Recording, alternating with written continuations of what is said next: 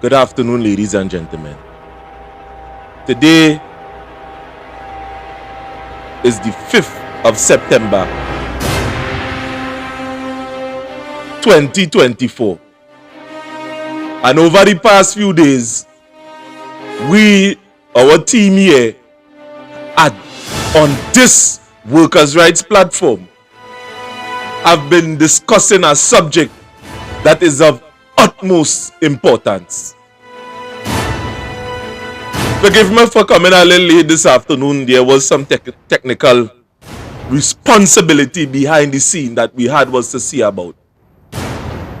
But today we have to address a pressing situation in our country in which we, the people of Trinidad and Tobago, would have elected a government that at the end of the day don't want to take blame for what is taking place.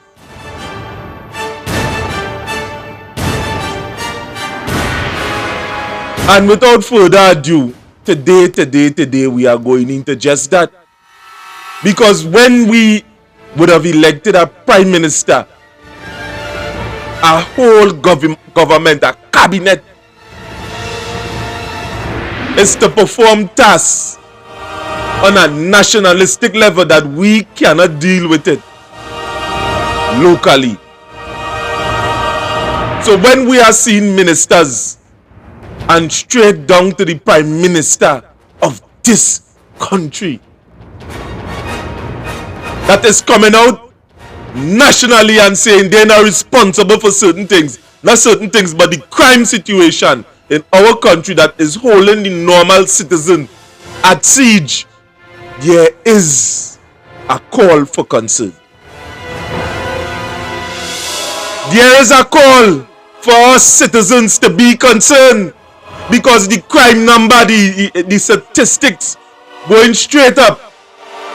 And we are here asking ourselves why we would have elected a government that come in 4 years after election and saying that they are not responsible for crime.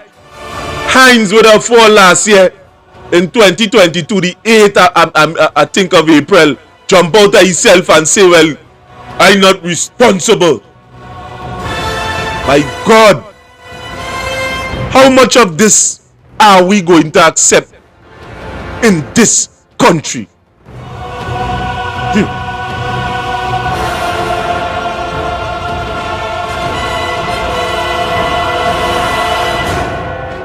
You see, the vexation that I have from these statements, and you know, when the message comes from in a particular way, we doesn't take it. We as citizens, we need to wake up. Some of us are spiritually blind and deaf, and some of us are just preaching a doctrine that only beneficial to us and a party that we was taught to just blindly support. And at the end of the day, this is the chains that we are still in after Emancipation Day, So today I'm going into a video straight from Gary Aboud, and the gems he would have dropped in this video, we must pay cognizant of this. If this is open and we still want to make excuse for a government that we are supposed to hold accountable, then something is wrong with us. This is the first step, that we see the problem, we identify the problem, and then we deal with it when the time is right. That is the first step. We have to identify it. We must know what we must not accept.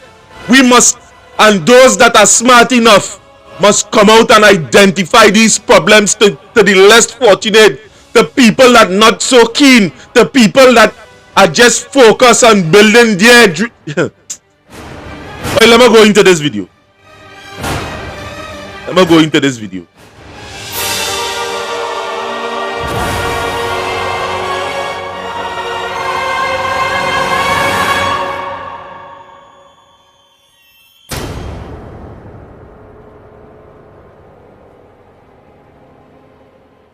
Gary Aboud, the Corporate Secretary of Fishermen and Friends of the Sea. It's important that we remember where we came from, what we've been through, but it's also important that we recognize where we are.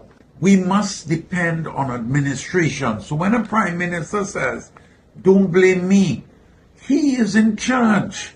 He must wake up to his responsibility. Freedom is not something that you are going to have this coming year. There's no more freedom. Your children must be locked away. You must be locked away behind bars like a criminal in your home because there's no safety. Crime has run away.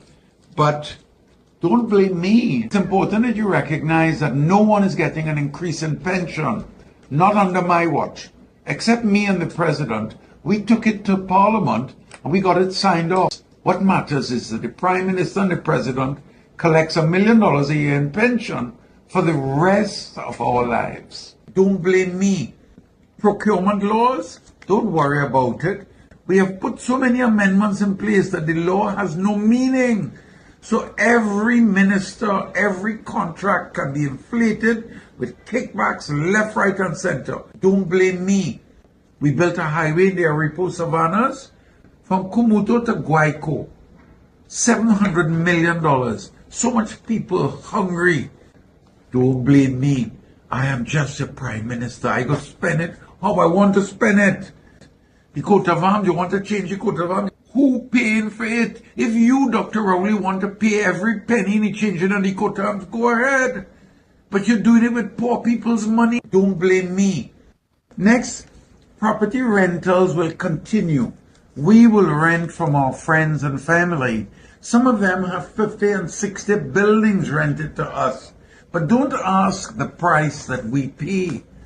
I'm the Prime Minister. These are secret things. Don't blame me. Desalcott? What everybody complaining about? Salt water. We are going to continue wasting the fresh water and spending of dollars a day from desalcott. Don't blame me. The most solemn of tones of voice and spirit that I wish you all the best. Happy independence. But don't be too happy because there's not too much to be happy about. Thank you for watching.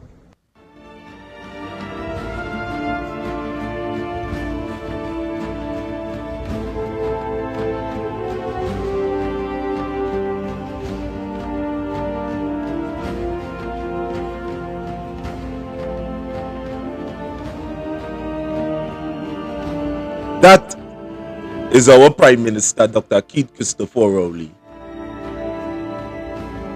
I've been in power for 9 years. And just on the brink of independence, on the 29th of August 2024, on a post-cabinet meeting, you would have heard a Prime Minister that would have mounted a platform that is responsible for running the operations of a country, mount a platform and said to the people of Trinidad and Tobago, do not blame him for the crime situation that is taking place within a country that he runs, within a country that he say he are going to change, he in charge of all of that. And we would have witnessed throughout Trinidad and Tobago that when school would have reopened, what this man is taking seriously. What are you taking seriously here? Who are we supposed to hold responsible for this crime situation in Trinidad and Tobago?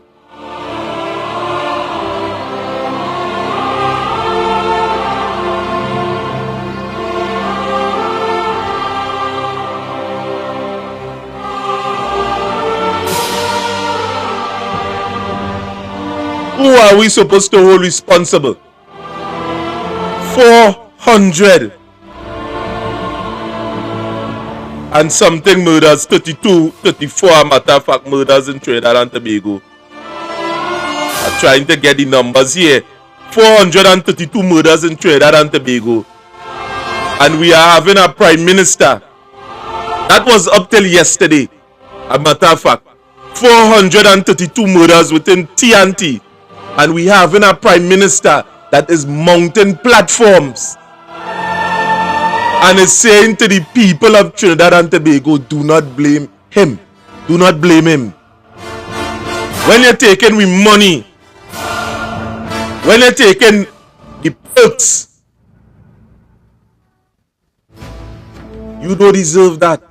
Because if you could jump up and run from your responsibility in Trinidad and Tobago as to deliver the services that we would have elected to do, you can't himself get the damn education thing right. And we are seeing nobody at the end of the day that want to be held responsible for the things that is taking place within Trinidad and Tobago. Gadsby Dolly jump up and say, oh, we need more finances, we need more budget allocation to the Ministry of Education. Don't blame me. Don't blame me. That is what we're getting from our government in Trinidad and Tobago. Don't blame me. You mount a platform August 29th.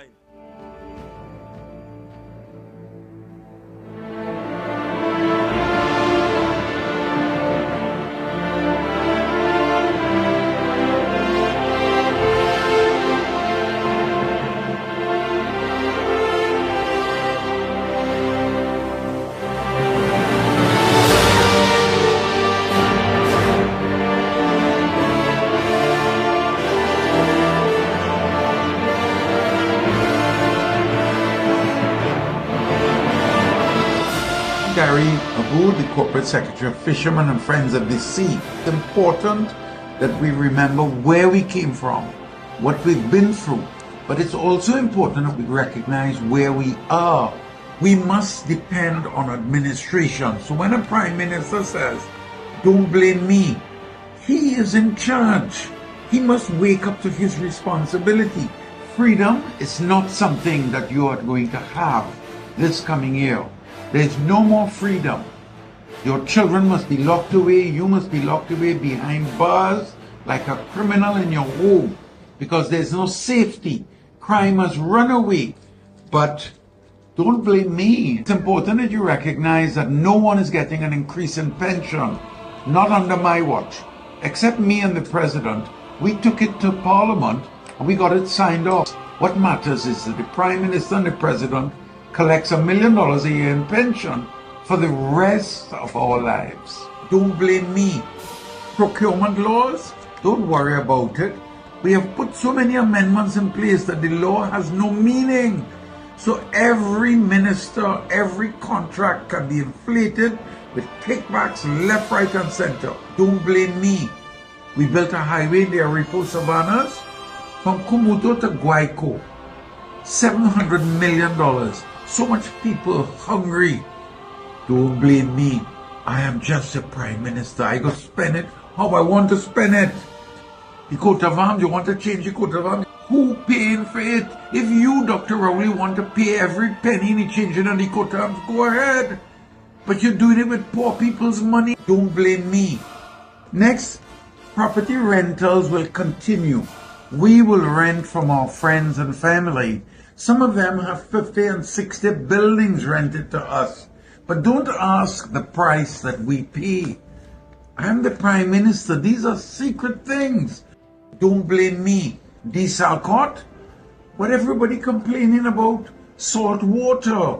We are going to continue wasting the fresh water and spending of dollars a day from desal court. Don't blame me. The most solemn of tones of voice and spirit that I wish you all the best. Happy independence, but don't be too happy because there's not too much to be happy about. Thank you for watching.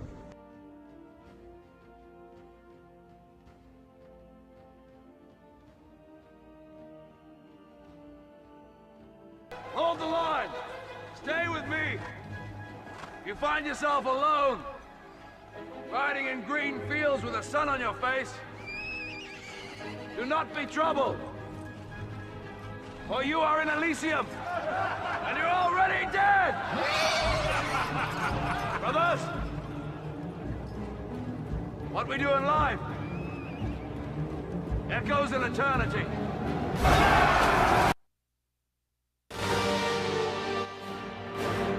Right to you, the people at Trinidad and Tobago. I wonder, I take it in dog a little bit today. I wonder if this thing here in Trinidad is contagious. Because there was a time that Fitzgerald Hinds would have mount a platform too the same way and say he's not to be blamed to the same way. And we are looking for that clip that we could put it up on the screen for you. Because just to jog your memory a little bit. Just to jog your memory. And we are going to play the tape also.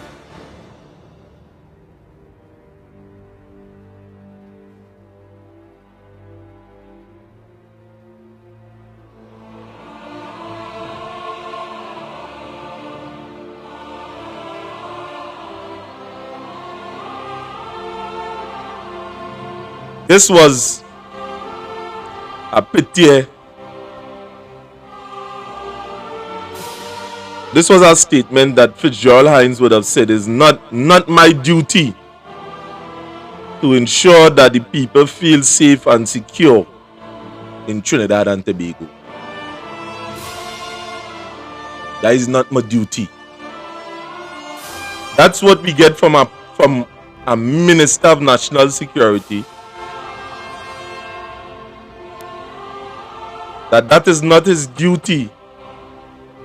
And we would have seen later on that Fitzgerald, that Dr. Keith Christopher Rowley would have jumped out and say, don't blame him.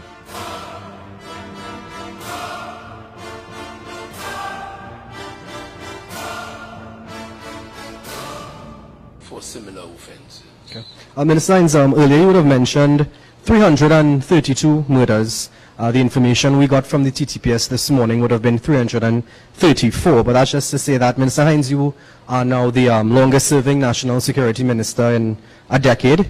Minister, are you satisfied with your tenure as Minister? Well, that is not for me to judge. What I'm satisfied is that I give my mind, my time, my heart, and my soul to my work as Minister, and I do so very proudly and very confidently.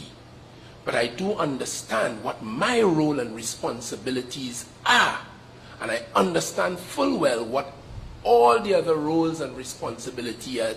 I made it very clear at the beginning of this. There's where it was at. So I do my part, and I do it thoroughly, and I do it wholeheartedly. But to judge, that will not be for me.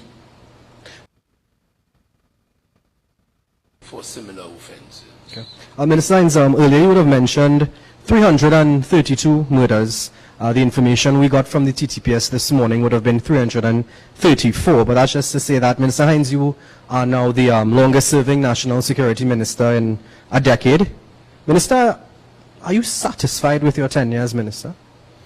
Well, that is not for me to judge. What I'm satisfied is that I give my mind, my time, my heart, and my soul to my work as Minister, and I do so very proudly and very confidently. But I do understand what my role and responsibilities are, and I understand full well what all the other roles and responsibilities are. I made it very clear at the beginning of this. There's where it was at. So I do my part, and I do it thoroughly, and I do it wholeheartedly. But to judge, that will not be for me.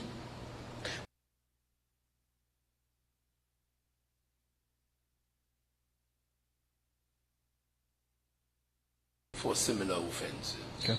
Minister Hinds, earlier you would have mentioned 332 murders. The information we got from the TTPS this morning would have been 334, but that's just to say that, Minister Hinds, you are now the longest-serving National Security Minister in a decade. Minister, are you satisfied with your tenure as Minister? Well, that is not for me to judge. What I'm satisfied is that I give my mind, my time, my heart, and my soul to my work as minister, and I do so very proudly and very confidently.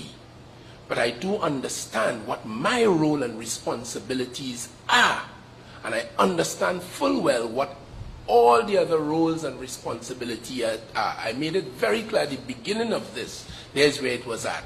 So I do my part, and I do it thoroughly, and I do it wholeheartedly. But to judge, that will not be for me.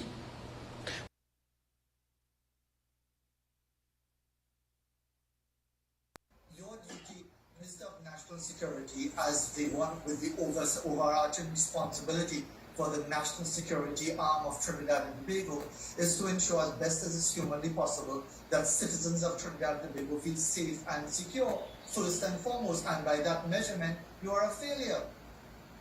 No, my duty is not to ensure that people feel safe and secure. My duty is to ensure that those organizations and agencies that are responsible for public safety, border security, that they are clear about what the people through the government's policy is, that they are provided with the resources that they need, and that I lend encouragement and general support to them. That's my duty. And the comments made by the Minister of National Security, Fitzgerald Hinds, this morning in an interview on TV6 with Fazir Mohammed shows that he's not just totally lost in understanding his role and function as the Minister of National Security, but it also shows that he has now shirked his responsibility. He has now tried to pass the buck to the other arms of the protective services to try to hold them responsible or even blame them. And it shows lack of leadership. It shows weakness. It shows a man that is absolutely clueless in understanding his role and function. Fitzgerald Hinds has proven to be the biggest failure of all ministers of national security in the history of this country. When he took over, we were going at 350 murders per annum. Every single crime was reduced by over 35%. Since he has taken over, we are going at a ratio close to 700 per annum. And it is amazing that this man has the audacity to state that his role and function has nothing to do with taking responsibility for the safety and security of citizens in this country. And his only job is to provide resources, because this is in total contrast to what he did when he was minister and when I was commissioner of police.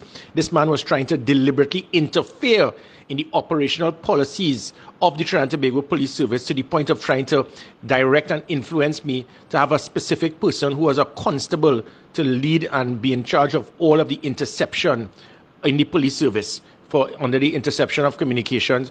That was showing that this man did not even understand his role and function. So his comments this morning shows that he's weak. He doesn't understand. It is the first minister of national security in our history that has stated that he is not responsible for the safety and security of the country.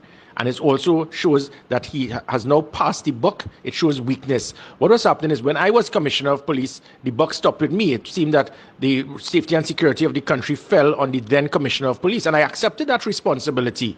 And now that I am no longer there, the responsibility has now been thrown back on the Minister of National Security. And what he has done now is try to pass blame and try to throw it on the arms of law enforcement. As I said, it shows weakness, it shows an irresponsible person, and it confirms why he is the biggest failure of all ministers of national security in the history of this country. At the end of the day, people of Trinidad and Tobago, whose responsibility is it to run a country, if not the Prime Minister? And part of the duties of running a country is seeing about the crime situation. So, what we are going to do here is engage you in a very much intellectual discussion. The general responsibilities of a prime minister. We are going into that because it seems like Dr. Keith Christopher Rowley is not aware of his responsibility in this country. So if he closing the fridge and he in here, oh, that famous statement, I'm going to repeat it. So if any one of you outside there have a number or whatever, send it for me to send it, because we have to ask him. Because who to blame for the things that is taking place within Trinidad and Tobago, if not you, Dr. Keith Christopher Rowley?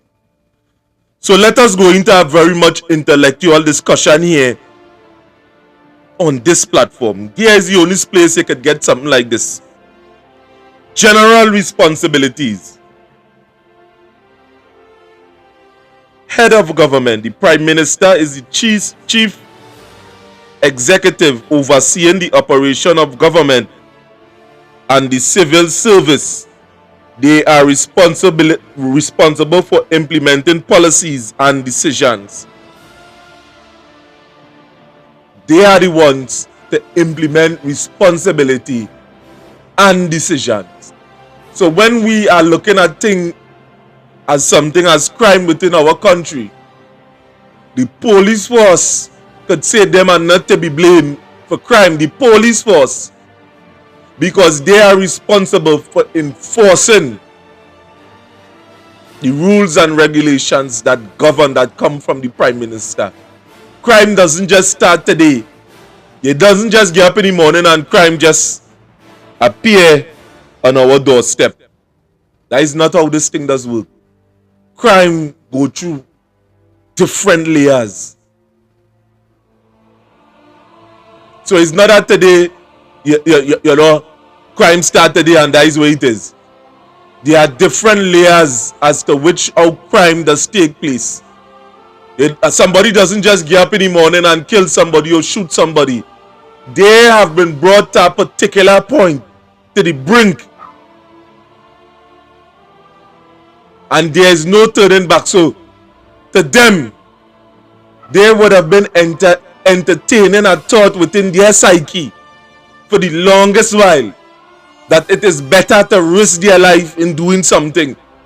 It doesn't just appear just so. So let us go into the diverse discussion concerning this. General responsibilities again. Cabinet leadership. They chair the cabinet, leading discussion over government policy, coordinating the work of various ministries, including setting agenda for cabinet meeting and managing relationship amongst ministers. Leadership role. The Prime Minister must maintain confidence. Must maintain the confidence of the legislature. Typically, the lower house to remain in office. They pay and control. They play a critical role in shaping legislative properties and ensuring the passage of bills. So they are the one that's supposed to constantly evaluate a society and see what is making sense. Not a stinking dirty coat of arms that you want to change up. To see what is making sense and implement policies to suit. So if it is you value education in a particular way, Prime Minister, if you see the value of education within a country, you're supposed to mount platforms, and you also have the legislative role. The Prime Minister must maintain the confidence of the legislature, typically in the lower house, to remain in office. They play a critical role in shaping legislature properties and ensuring the passage of bills. Criticize management. Criticize management.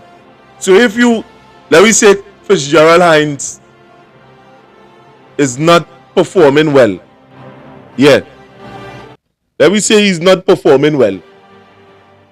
Or let me say the minister, some minister, the minister of roads and transport, let me say Rowan Sidanan is not performing well. You must criticize the management of these roads. You is to ensure. So when the Prime Minister mount platforms and keep saying and telling you the people at Trinidad and Tobago are not responsible for fixing the road. Yes, he may not be responsible directly, but he oversees the whole arm of state. And we must not remain foolish in Trinidad and Tobago to allow our Prime Minister to constantly come and make excuse all the time, daily, every day, every time. And we take that. We must always remain sober-minded. A matter of fact. Now, this is the part I would like to talk about. Criticize management. In times of national emergency, the Prime Minister is expected to manage crisis effectively, often coordinating responses across government departments. Now to you, the people, who does play like if for your ears trained.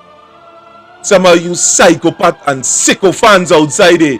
I'm not saying that we shall not, you mustn't support you, a government or a party, you know, but we must do it in a particular way and remain sober-minded. So when they are telling you that they are not responsible, crisis management. In times of national emergency, the Prime Minister is expected to manage crisis effectively, often coordinating responses across government departments.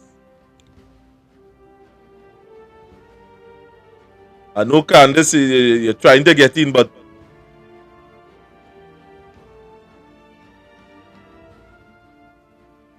I know you're trying to get in, but something is taking place with your internet. I mean, something. Right. Ladies and gentlemen, hold a second. We are trying to put in Candice.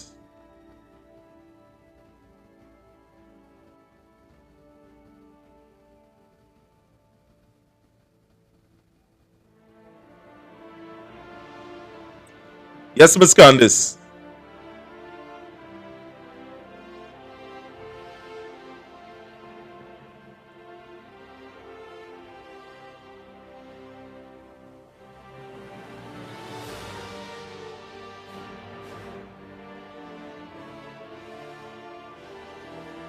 Ladies and gentlemen, hold in a second. We are trying to put in Miss Candice Edwards.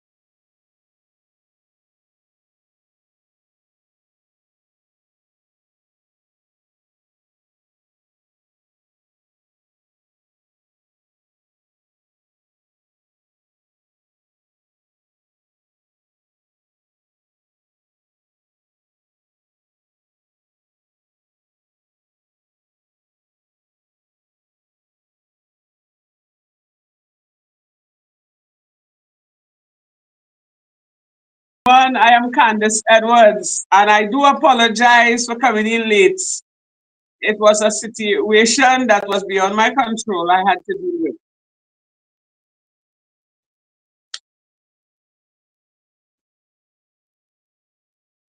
So, Mr. Renison,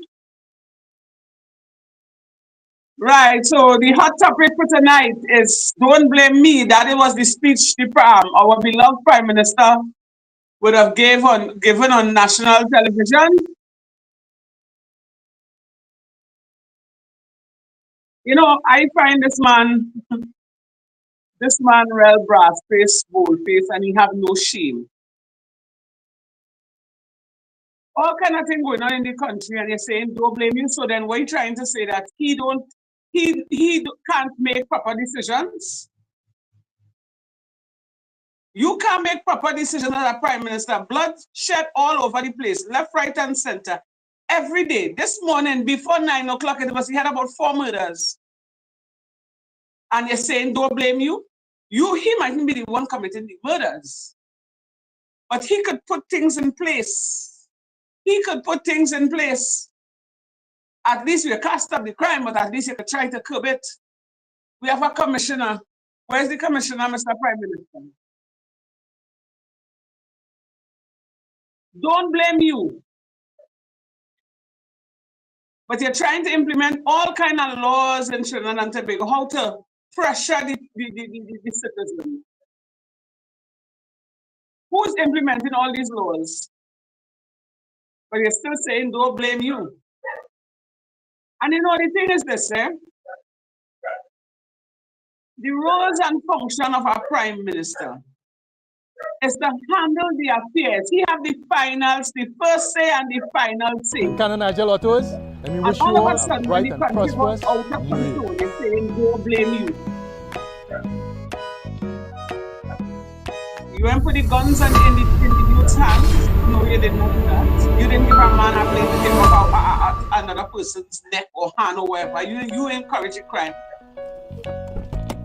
But the way you're doing things, Good afternoon, crimes must happen because food prices going up. When a man is hungry and he can't feed the family, he will go and rob the innocent because they ain't coming to rob you. Financing options, we are offering this vehicle at $16,000. He's properly well secured. $16,000, $1,900 a month for 6 years.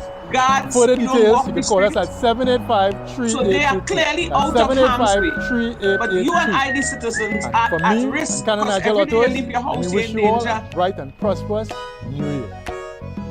And he's still saying, now you see, that is for the citizens of Trinidad and Tobago to see. And I hope everybody would have seen that speech, listen and understand what this man said. In other words, by him saying don't blame he, that actually showing that he really don't care, you know. He just said, the fact that he would have said, who live, and who dead. This afternoon, let me he said in a different way, don't blame me. For financing options, we are offering this vehicle at $16,000, $1,900 a month. That's $16,000, $1,900 a month for 6 years. Further details, you can call us at 785-3822. That's 785-3882. And for me and Canon Nigel Autos, let me wish you all a bright and prosperous. No, I don't think this man cares you. This man listening to himself. And listen to me, citizens, the way how this PNM government behaving is like they don't really care. It's like they know the motive behind their actions, and it's like, take it or leave it. There's nothing you can do about it. And this afternoon, let me introduce you to our Nissan Caravan NV350. You want to attack people savings in the bank. $1,900. You want to attack the pensioners, the $1,900 a month for 6 years. Food prices For going up. details, you can call us at 785-3822. No control over food prices. That's 785-3882. And for me, Nigel Autos, let me wish you all a bright all and kind of prosperous situations. Some getting problems with the police. They come to the PSB to make complaints. Nothing is being done. The whole place is in chaos. And you're still saying, no blame you. You could implement laws the same way. You're coming up with all kind of laws and sitting around the wrong table and discussing that. You cannot put things in place, Mr. Prime Minister. But you keep saying, don't blame you. So who to blame? Folks, good afternoon. Your opposition leaders. I'm from Canada, Nigeria. And this afternoon, let me 8 years old in power. Caravan, NV350. 8 For financing options, we are offering this vehicle at $16,000 years old in power. You're still saying, don't blame you. $16,000, $1,900 a month for 6 years. Further details, you can call us at 785. Who is really to blame? You just point me direction and tell me who to blame, and I go blame that person. And for me and Canada Nigeria Autos, money's gone missing in the treasury. Prosperous New Year. It's a me take it. It's a Mr. Renison. It's a citizens of Canada and Tobago. But yet, they want to drop, or they want to drain the pocket of the citizens to make back that money to put it there. But don't blame you. Who is to be blamed? Who is to be blamed? I want to know. Good afternoon, folks. Good afternoon. Because he's not making sense. And the man showing it, okay, and it still have people. It still have people. For financing options, following that party, you know. $16,000, $1,900 a month. That's $16,000. It's like this man coming at him and an objective here going on. For the details, he not long there anymore because he not 100, he not well. So before he leave, it's a mess up the party before he go, because you know PNM lost this election. That is it with the PNM. Whoever get in power, that is a day. So I believe he have an old vendetta against the PNM, and some of these people who would have when Manning would have exposed him and was telling Mr. Speaker that this man is a raging bull, and if he cannot have his way and whatever. This man have a vendetta, and he don't really care about the citizens. That's why he can make that statement. Don't blame him. But who to blame for all the bloodshed? If you put things in place, keep a meeting.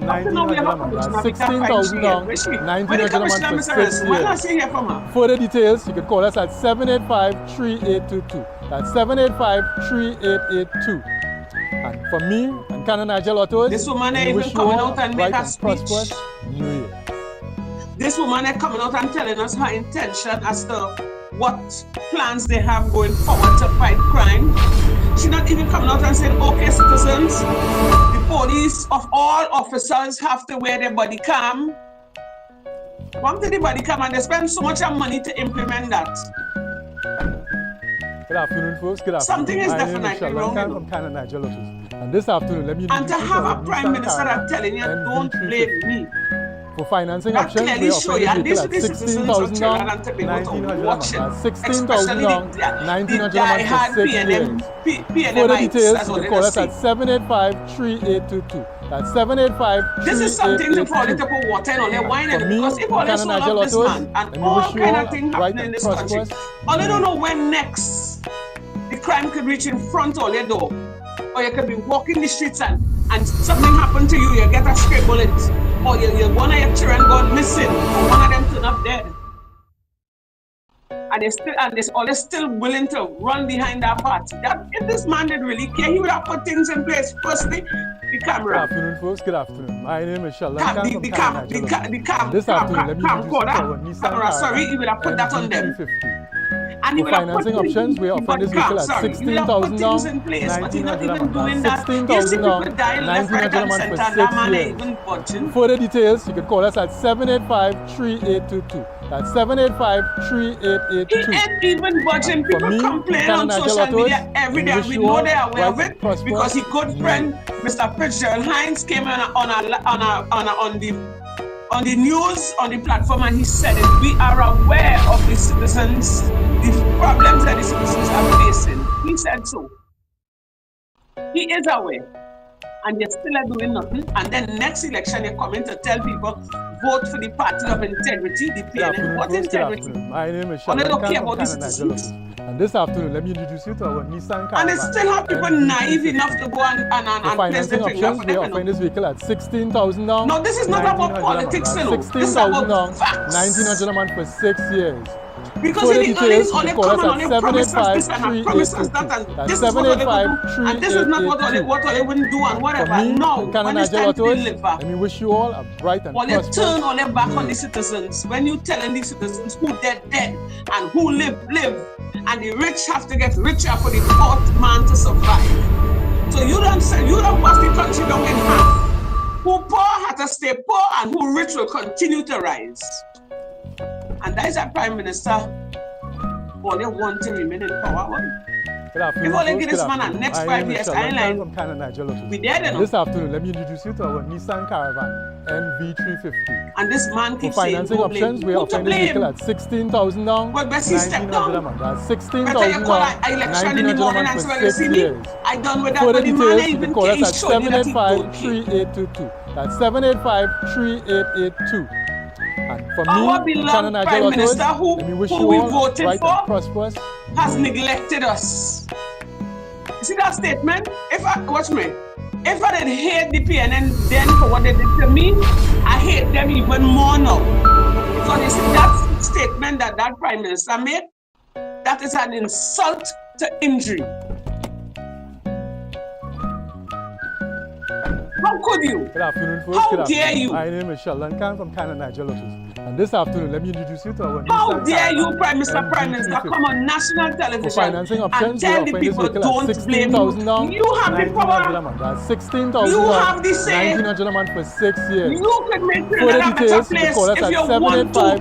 All you can stop, these people can't stop the crime, all you can try and curb it. For me, and Canada, Nigeria Autos, let me wish you all a bright and prosperous New Year. You're showing the citizens that you don't care. I wonder if this man does listen to himself, you know. Because like this man feel everybody dotish and he alone smart. But then again too, they had a strategy, you know, because they will make it suffer for the whole 5 years and coming close to the election. They wrap up a little $500 in our jersey, a cell phone, they give you 2-3 cases around to spread joy and everybody forgetting and then they run back. I don't pay them. 1,900 a month for 6 years. For the details, you can call us at 785-3822. You give me shit and tell them we ice cream and we eating it. And for me and Canada, Nigeria Autos, let me wish you all a bright and once they're full in their pockets. They live in lavish lives. Their children going to the best schools. They're traveling all over the world, staying in the best hotels. They have their bank account fat. They don't have to study about paying bills. And life goes on. Good afternoon. My name is Sheldon Khan from Canada, Nigeria. You think these people can survive? Why think they're fighting so hard to win back this election? When a man gets power, at 16,000 power is a very, very, very dangerous thing. 16,000 down, 1,900 for 6 years. For the details, you can call us at 785-3822. That's 785-3822. They're not really fighting for the citizens for me, in best interest. They're fighting to stay in power so that they can have their way. And they keep forgetting the citizens. Look at the state of Trinidad and Tobago. Look at the state at TNT. People can't buy food, and prices going up every week. Don't talk about when close to month end. The same $1,500 or $2,000 you spent last month end, next month end is more than that. People can't even afford to buy books for their children. I love our parents complaining. And this afternoon, let me introduce you to give out the grants. What about those grants? NV350. You say we like financing handouts. options, we are offering this we like at handouts, but you're looking to help another country and giving them the same handouts. 1,900 for 6 years. For the details, so in other words, you turn on your own people for wanting help from their own government, the same government that we elected and put in power because it's we who put it in there. You hate us. Why you hate the country? Mr. Prime Minister, I want to ask you that question. You know. Why you hate the citizens of Trinidad? And it's we who put it in. It's not the Syrians and them, you know. They must be endorsing your company, the party. If we decide to keep our election and they say, all right, the rich vote and the poor vote, you know, who do you think going? Because if there are enough rich people to vote for you, you know, it's the citizens, me, you and everybody in the For the details, you can call us at 785-3822. If there are enough Syrians and enough money people to vote for you to put you in for me and Canada, Nigeria Autos, and we wish you all a bright and prosperous New Year. People working on 2013 salary for the longest while. It's that people, as they get paid today, their money done. And these are the same public servants you want to turn around and come and vote for your next election. But all their salary will going up, eh? And all they have perks and all they have all the amenities, and we, the citizens, suffer. This afternoon, let me introduce you to our Nissan Caravan. I had asked the question, why the Prime Minister, I had to say the Prime Minister hate the citizens? 1,900 a month. That's 16,000. Oh, is it that you don't like poor people? I would like this man to spend at least 3 days. 785 3 days. Come down from the Red House or Parliament for me, and spend 3 days among the wish citizens. you all Let me see if you can bright, prosperous New Year.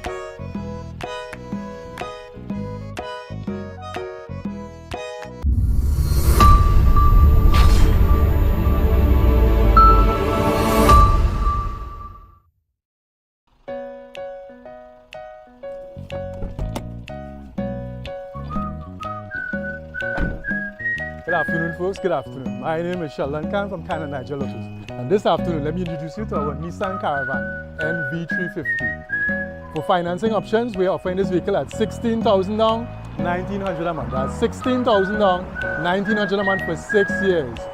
Further details, you can call us at 78.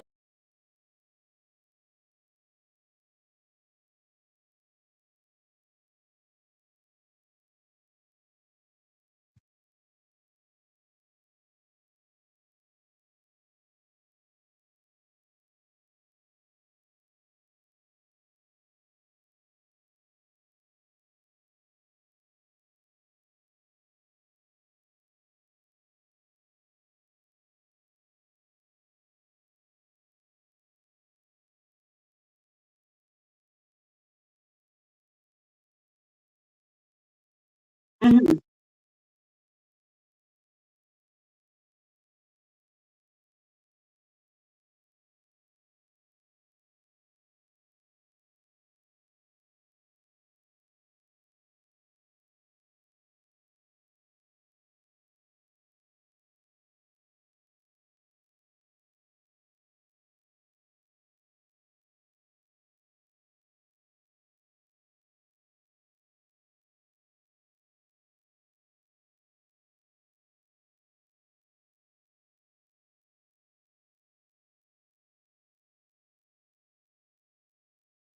Mm-hmm.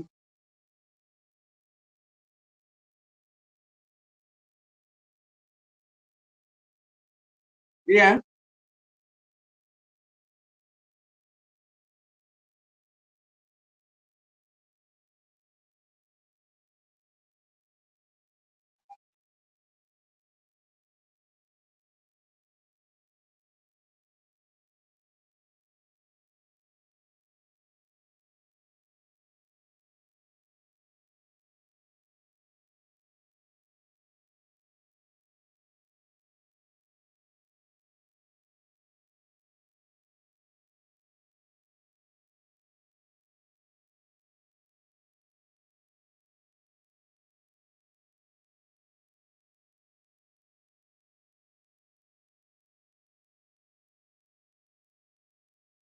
I think I would have saw that on social media.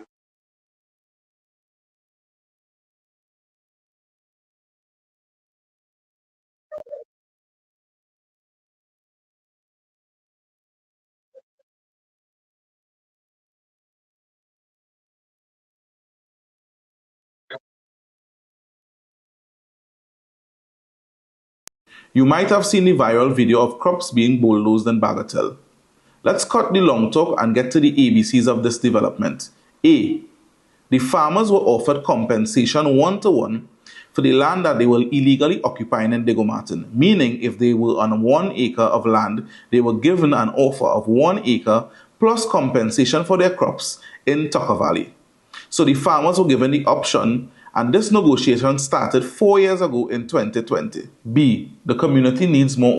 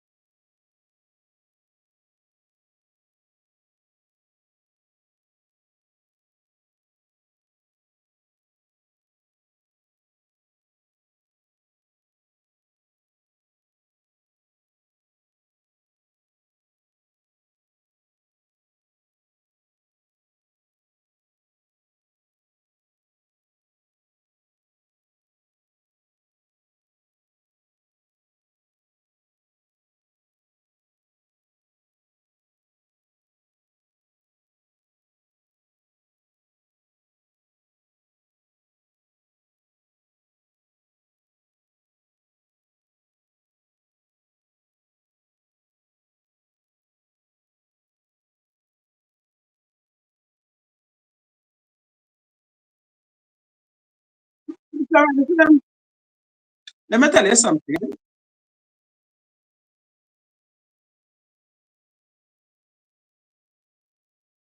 Let me tell you something.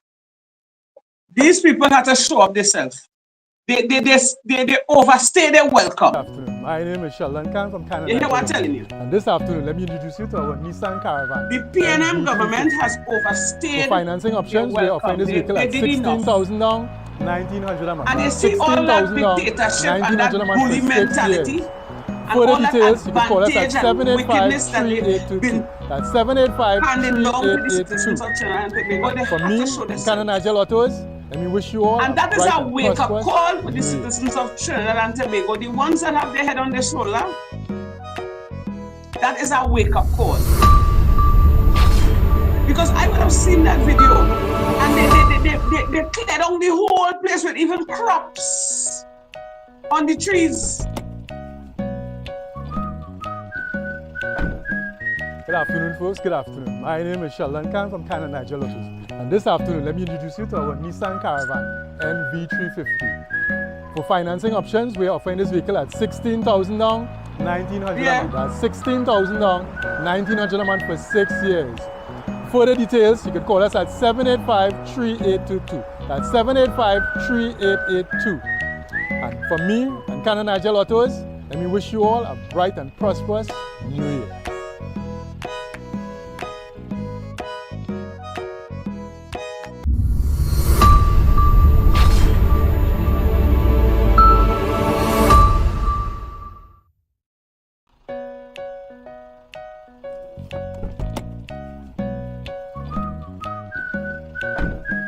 Good afternoon, folks. Good afternoon. My name is Sheldon Khan from Canada Nigel Autos. And this afternoon, let me introduce you to our Nissan Caravan NV350. For financing options, we are offering this vehicle at $16,000 down, $1,900 a month. That's $16,000 down, $1,900 a month for 6 years.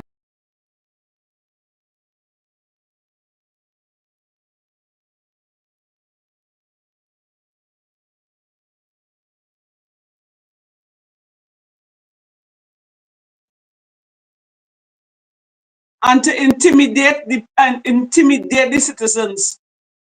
You understand? The only thing this man don't have over our backs is a whip.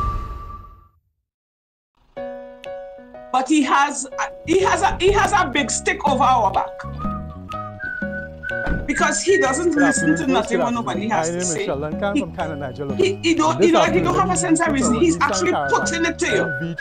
And this is what it is, and this is what it is, and that is that. $16,000 down, take it or leave it. That is your authority. $1,900 a month for 6 years. What about For the freedom of details, choice? you can call us at 785-3822. If you give these people a chance, 785-3882. And for they me, cut off all social media platform because a lot of people coming out and talking now, making their little skits and showing it up. They're coming out on all the platforms and they're showing the displeasure with what the PNM government is doing. And they don't like that. You see, at one time they was talking about banning social media coming close to election because why? They know we are a bunch of happy-go-lucky people. Good afternoon, folks. Good afternoon. But we just only one thing in mind for a few days, 7 days, 3 days, 7 days, 9, 21, and after that we go back to normal. We are offering this vehicle at and this is what they have, I keep telling all here, this is what they've been backing on. Election go, election come, they teach you for the details, you can call us at 785 5 years. I'm coming to election, by the time they free up the money. But mind you, when they don't get back in power, they tell the treasury. Tighten your belt because rough days ahead. So no day, no time we could see good days. Come on now, man. Now is the time we to really wake up and turn on this. And according to you, they will pay people to come and tell a different story, to divert them from the truth. Because they really don't want to look bad. And I find that at the heights of election, they're mashing down people's house, they're putting down people out of their house, all kind of things taking place, and these people bold because they don't care. $1,900 a month for 6 years. And if you have to butt up the people, now is the time to set up, may put things in place and sweeten them up, but they were going on this all kind of thing going on. And the people should let it do. Let me wish you all a bright and prosperous New Year. They're literally showing you that they don't care. And for him to use those words, that is not right. Don't blame him. So who to blame? The UNC? COP? ILP? Who to blame? Good afternoon. My name is Sheldon Khan from Canada, Nigeria. And this afternoon, who is to be blamed? Me or you? Who to blame? For financing options, we are offering this vehicle at $16,000, $19,000 a month for 6 years. For the details, you can call us at 785-3822. That's 785-3882. Because I want to believe crime is for me and Canada Nigeria Autos, let me wish you all poverty is a business in Trinidad and Tobago. Kidnapping is a business in Trinidad and Tobago. And I want to believe this country is not run by Prime Minister Rowley. I don't believe so.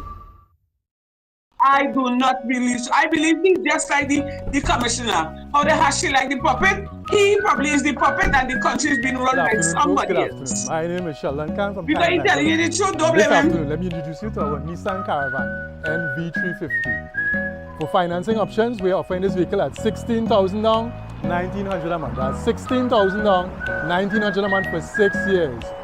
Further details, you can call us at 785-3822. That's 785-3882.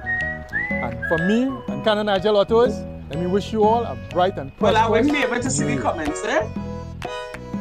Yeah. I've viewed it from the television, but I'm not able to get access to the comment section. I don't know why.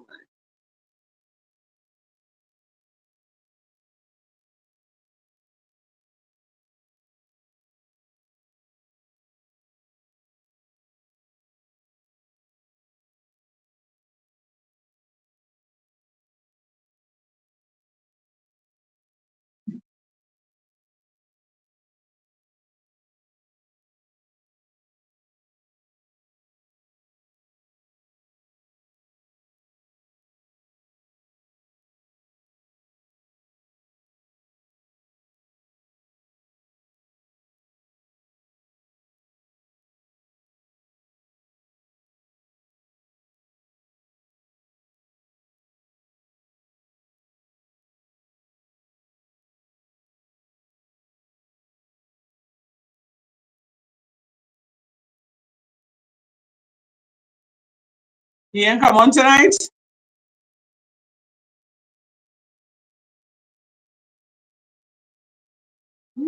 Look at that. I tell you this morning before 9 o'clock, as I reached on the government work, somebody sent something for me. It wasn't even 9 yet.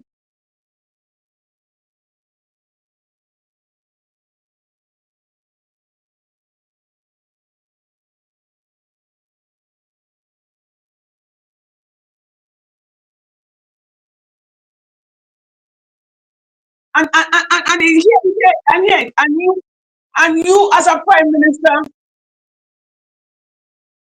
and you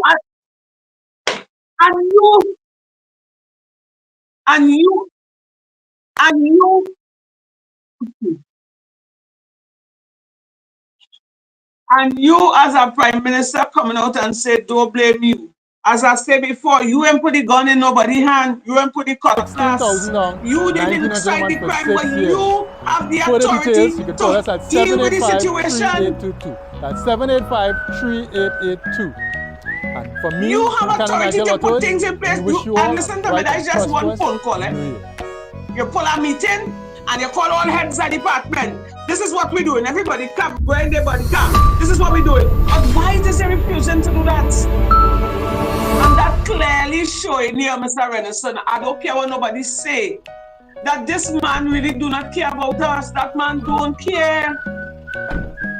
Good afternoon, folks. Good afternoon. He do not care, and he's showing it day to day. In all his speech, the way how he addresses the public, the way how he speaks to people, he do not care. We are offering this vehicle at $16,000 down, $1,900 a month. And that is so sad. $1,900 a month for 6 years. It's about a lot of people who is paying them, and they're shame now, you know. They're talking under law. They're showing their displeasure under law. You know why? Because they're shame. And a lot of diehard old people who is paying them, when they hear he want to attack the pension, well, they know they start to turn on him, they know. Because the pension done little bit already.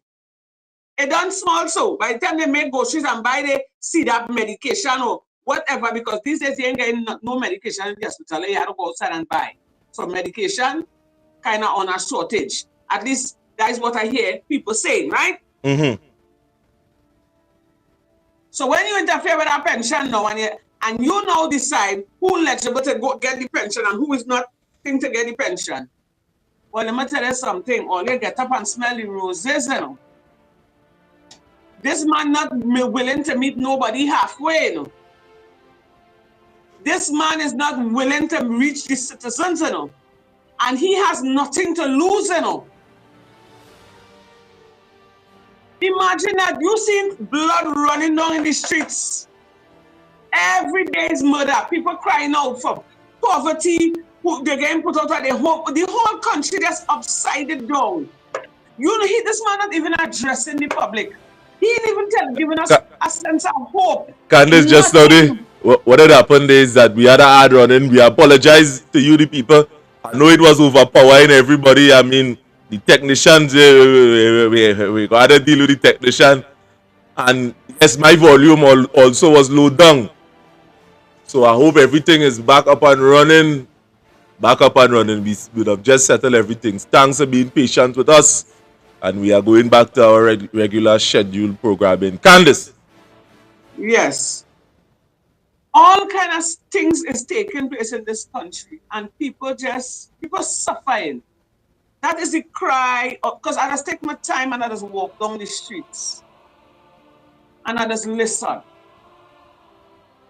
I just literally take my time and sometimes I just engage in conversation with strangers. Now, I'm not much of a people person, but I say, let me walk the streets and get a feel of the people and hear what they had to say. Oh God, man. Oh God. People literally feeling the pain, you know. And this man saying, don't blame he. Why you mean don't blame you? I would have put up something on TikTok yesterday and a stupid person decided to message me and tell me, so you blaming the government for that? I had to change it. I said yes, because the government have the power to put things in place for the best interest of the citizen and they're not doing it. So who is to blame? The government. So I feel must be Rowley who didn't message me.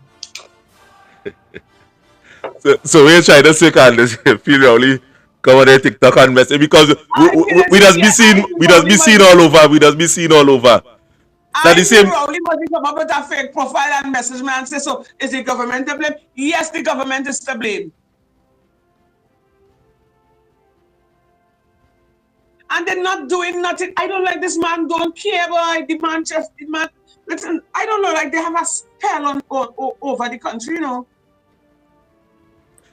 You see, two at the same time. We open any lines for people to call in. The number is 333-2176. 333-2176. 333-2176. Yeah, Candice, go ahead because I mean we just get so deep into the discussion. It does make we a little emotional too. We just forget. This is a live broadcast. Every time I come on this platform to talk, I just get emotional. You know why? I just be on the ground and I just hear the cries of the people. You hear what I'm telling you? I just hear the people cry. I just hear them groan. I just see the suffering. So when I come here, I don't just come here because I want to talk and have a loud mouth. I just come here with a lot of emotions because I am human. I am human. And I too just feel the pain at some point in time. Like anybody else, I just feel the pressure. So I can relate, but these people cannot relate. They cannot relate because they are not exposed to crime. Look how it reached now. People going into people's house and robbing them and stabbing them up and killing them. Bandit afraid camera again, they're coming in your house. The times get so hard that you have to be careful. Bandits staying in their house and calling you and telling you they want how much thousands of dollars by Friday. And if they ain't get it, they come in and shoot up your house or snatch your daughter or snatch your son or your wife. So what are you trying to tell me? What it is you're trying to tell me that whatever going on in the country doesn't concern you? Well, I want to see it, to be honest. I want to see if this PNM government has no shame. Because I know a lot of people waiting to hit them some cold water on them or some stale piss when they come in front of the gate, you know. A lot of people saying that, you know. And that's what I keep saying. I want the citizens of Trinidad to be, I wish, not I want. I wish we all could wake up. And not just wake up for ourselves, and wake up for our generation. Because we are on our way out. We getting old. Our generation will soon be over. It's the ones behind, the children and grandchildren and their children. We have to make a stand for them. These people full in their pockets. They live in lavish. Is the ones in authorities who have the country in the state, you know. When you ever hear police committing crime, police doing all kind of madness and getting away, and they don't have stiff penalties for them. When you hear these things have taken place, long time them things used to happen, but very rare. Now it's rampant. No, I'm not bashing them, you know. It have good police. But you see, in my book, you see a police officer, the respect I used to have for a police officer, when I see a police officer passing, I used to feel safe. I used to give them my utmost respect because I know what, you are being paid to take care of me. Now when you see a police, it's like you see dog shit.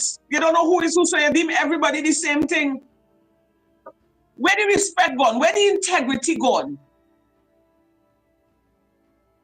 They're supposed to keep the law and the land intact to make sure everybody do what they're supposed to do, even if they be the peacemaker. They're not doing that. Look at the countries in chaos. You're catching police getting locked up for taking bribe, for committing crime, for toting drugs, for thieving in people's business place. Imagine that. These are the kind of things that are taking place in Trinidad and Tobago. And what they're doing about it. And this man coming up here and saying, don't blame me. Look at the woman where they snatch a person tongue and they drag she like a dog. And it was a policeman behind it. Imagine that. Officers like them, so you're supposed to lost them in jail. Them not even supposed to lost their work. Them supposed to be lost in jail. You have to make an example out of them so when the others looking on and they see, all right, John get so tired for so let me pull up my socks. If I was in it, no, let me pull back.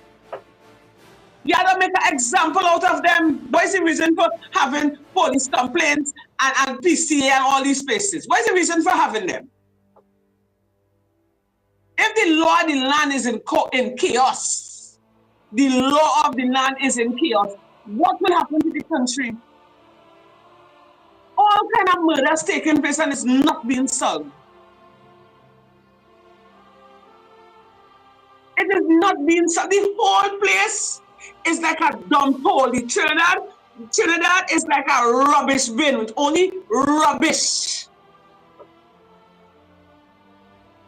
Well, when our country used to be a beautiful, peaceful island, yes, it used to have a little crime. But it's not as now. It's like a demon take over the place and it's only blood. When I get up on a morning, you know what I just ask myself? Wow, 1X. I wonder who won't get killed, boy. Father God, help them. Have mercy on me. That is my mantra every morning. And by the time 10, 11 o'clock, messages start coming in my phone. So all the time, this person get gunned down so. This one gets stabbed up so. This one gets shoot so. Every day is a fresh new murder. Like if you're killing chicken. And this Prime Minister have no shame to stand on national television and say, don't blame he. Who the hell we supposed to blame? That is an insult. That literally shows that that Prime Minister don't care. And then they want to come back to the citizens and then vote. What really going on with this Prime Minister? If you people notice, well, if all you want, next election coming, to let a little $300 and a little cell phone and a PNN jersey fool all you, I'm sorry for all you know. Because that $300 are even buying 2 good items in the grocery.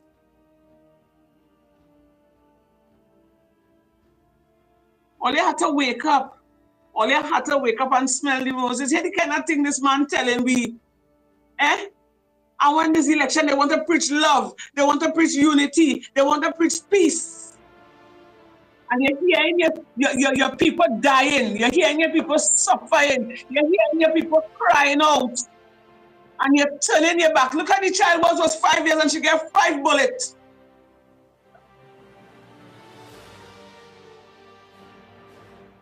This other man come out just so from jail. He come and he kill his wife and he kill the little child, little girl child. Murders all over the place. What is the problem? Why can't they do something about the crime? At least try. Show me that all they're trying. If only have to hire more police and more soldiers, do so. Make sure we have proper patrols on every street. Because we know that the country is a mess. Bring out the soldiers and then mix them with the police and put them out. Let them go in all district and patrol because that's what they and pay them good. Give them a proper salary. Make sure they have on their body cam, give them a proper salary and put them to work. But all they're not doing that, all they don't want to spend, but they're starting to change the tree strip and put pan. That making any sense? This is the thing they have to do to secure the citizen. You can't stop the crime, but at least you can try and curb it. Secure we borders. Make sure we borders secure so that nothing can speak through. But they don't care about that. And you're right for saying don't blame you. Because that automatically shows us that you don't care. You don't care, don't blame you because it's happening in your house. You're right, you never commit the crime. But you had the first and last say, Mr. Prime Minister, you could fix it. At least you could put things in place to curb it. And you refuse to do it. Why? What is the citizens of Trinidad and Tobago has ever done to you, Mr. Prime Minister? You see, at the end of the day, Candice, just like Fitzgerald Hinds, we see a Prime Minister that not accepting or apparently like he don't understand his role and function as a Prime Minister. Because you enter into an office that you don't understand your role or you plain ain't understand your role. Because we could say it's not the Prime Minister that not putting the knife in the person's hand and saying, go and kill this person. No. We are not saying that. We are saying that they are the remote causes for crime. Because if you create a situation or an environment that, the Prime Minister is directly responsible for the environment that causes crime. And I say that without apology. Exactly. I say that without apology because at the end of the day, if the Prime Minister do not know his role and function, what we do here is part of the education in such respect. So if Rowley know his role and his function as again, or you tell him tune in, because the Prime Minister could directly invest into social intervention programs. Exactly. To deal with crime. Instead of just investing in law enforcement, yes, it could strengthen the law enforcement when the crime is already done. But the most part of dealing with the crime situation is preventative measures. It are things like promoting education and skill training. It are providing leadership and coordination. And the education that we are talking about is recognizing the inverse relationship between education and crime. Yes, there are certain criminals that may be educated, but anytime at the end of the day, if you make somebody that is capable of finding work, if you build up that human being, if you build up the intellect and show them that they could be more successful by doing something and able to provide a bread for their family, what do you think they go do? What do you think they go do? Nobody doesn't lie down and take debt just so, you know. Sometimes if a man, if you see a man coming to chop you, you know you can't stop the blade by your breaks in. And crime, if you see that you can't mind yourself, you're seeing the people around you suffering, it's obvious you're going to resort to certain, you're going to resort to things that is not in the best interest of your fellow men. And that is a fact. So if you are seeing that this man not investing into education, you know where he want this country to go. Take, for example, what is going on with the school system in Trinidad and Tobago. Invest in opportunities for positive youth development as a crime prevention strategy. Partner with training institutions and offer free training in critical skill areas for youths. And some of you would say the government is already doing this. But on what? But what merit? What feasibility test they would have done that could, we would have talked about equality and equity in a particular way. There are certain measures. It can't be a one size fits all because everybody are at different levels in society. There are certain people starting off from the absolute ground and there are people that, midway. So if you are to say, all right, we having program in Central and people from Point have to go Central or people from Grandy have to go Central, imagine the expense it might cost them. So if they're going out with a man, he might as well as say, boy, shit, that I can't go Central. You know? Yeah, but that is how it has been, Mr. Anderson. That is how it has been. But Candice, you telling me, if you know down on this side, I live in Point, Labrie.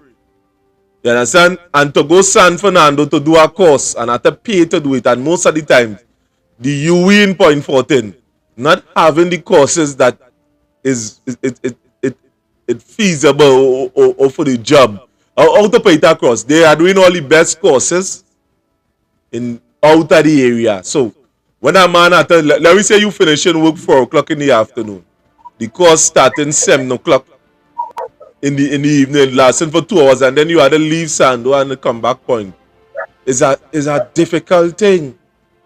Might as well as just have it in a particular area where somebody able to the easy access, and that and all you're not getting. So no, when they're saying that they are investing into these services and them, we have to ask ourselves is how did they take into consideration the different variabilities and the person, the demographic, the area, how much people in our area, how much people want to do the course, as they advertise it properly so people could be able to see it. And all of these things. So when you're saying that, let me say you're investing into crime or solution by providing programs, what, where, and when must be the questions we must ask. Because if you providing a program to bake cake, that's not feasible to a man. A matter of fact, a man will find that as something that, certain men. And when they check the industry and what the industry is calling for now, we have to ask ourselves if that making sense.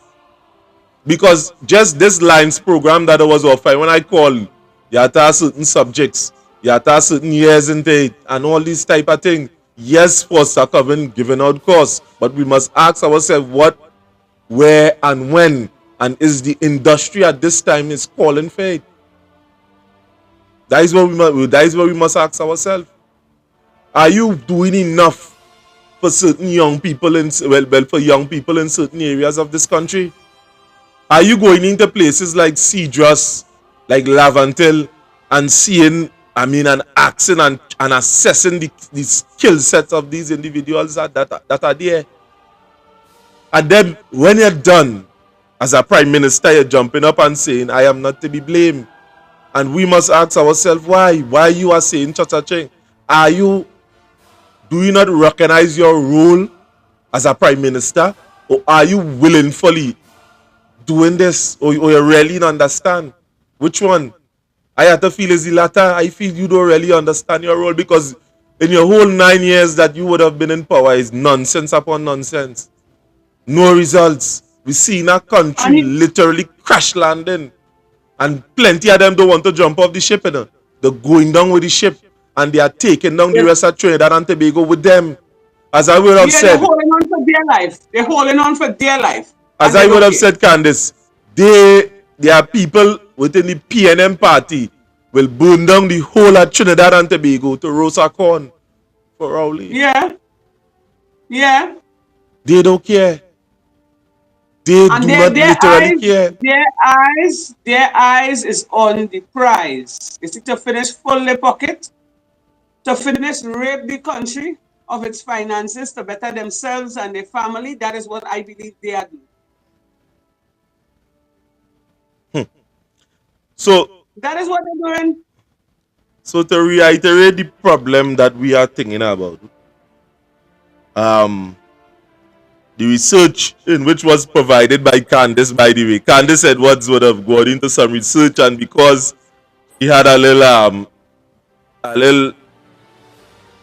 situation this evening in which he would have researched the general role and responsibilities for the Prime Minister. He is the head of government. The Prime Minister is the chief executive overseeing the operation of governance and the civil service. They are responsible for implementing and governing policies and decisions.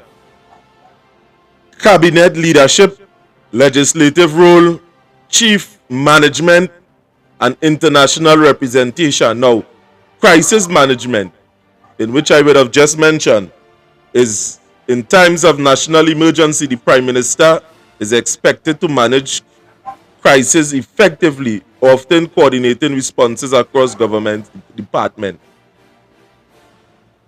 And we are not seeing that. You're hearing Keith Rowley jumping up and saying that crime is a public health emergency.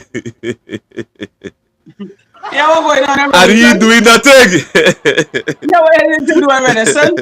We need to type out that piece of information. The whole reading and faxing. Yes, good night, sir. Yes, good night, Mr. Jeffrey. Yeah, boy, I am taking in this discourse. And we live, are we? I need any at all. Yeah, you getting no better here, sir? Yeah, getting better. Yes, Mr. Jeffrey. The first thing, I think when after he said, "Don't blame me," what was the other statement he made? He would have went on to talk about the crime. He said, "Don't blame me, because the crime in Trinidad and Tobago, the people in Trinidad and Tobago are possessed by darkness." But he said something that we overlook. Don't blame me, crime don't concern me. Crime don't concern me. Meaning that maybe the National Security Minister, I want to believe, or is it that he is well protected, so to hell, do all you could, do all you could, because crime don't concern me. When he said that, anyway, I want to get on with this man and the amount of nonsense he's been doing, and people just condoning that, this man is a narcissist. A narcissist can only run a country under dictatorship. He's never wrong. Don't blame him for nothing. When he was the opposition leader, he blamed the government for everything. If you lost $1, it's Kamala. Every school child will know Kamala Processor name. Kamala Prasad Visesa, the Honorable. Every school child will know her name. True Keith Christopher Rowley. Yeah, and I had to digress here a little bit as I use the middle name Christopher. How he didn't change that, and he wanted to change Christopher Columbus boat. His name is Christopher. He going all over the world, Christopher Rowley. He didn't change that. He didn't change Christopher. But he want to change Pan. What you doing for the steel band, Mr. Man? What you doing for the steel band? What you do something for the steel band? That can't help the steel band no way, no. That can help Pan man make no money. Putting a pan on the coat of arms, I say I have no problem with it. But it ain't called for now. Everything could be done incrementally because they started doing that. They started looking for patent for pan. Everything was done, incrementally. He just want to come in one full swoop, change a coat of arms. For that is your legacy. That is what you want to be remembered by. You change the coat of arms.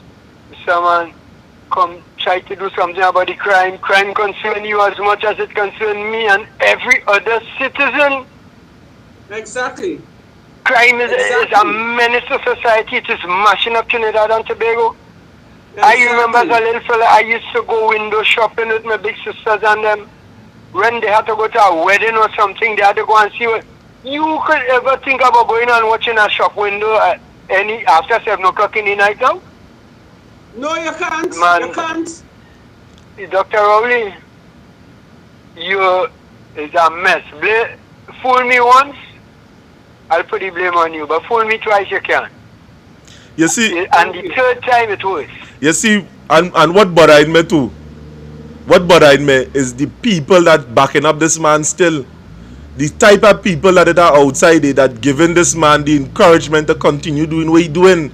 And we have to ask ourselves concerning the credibility of these individuals. Because you're seeing people like Sharon Felix and other people, pastors who call themselves pastors, that is agreeing and is aiding this man in abusing and tearing apart a country in which I am proud of this country, you know.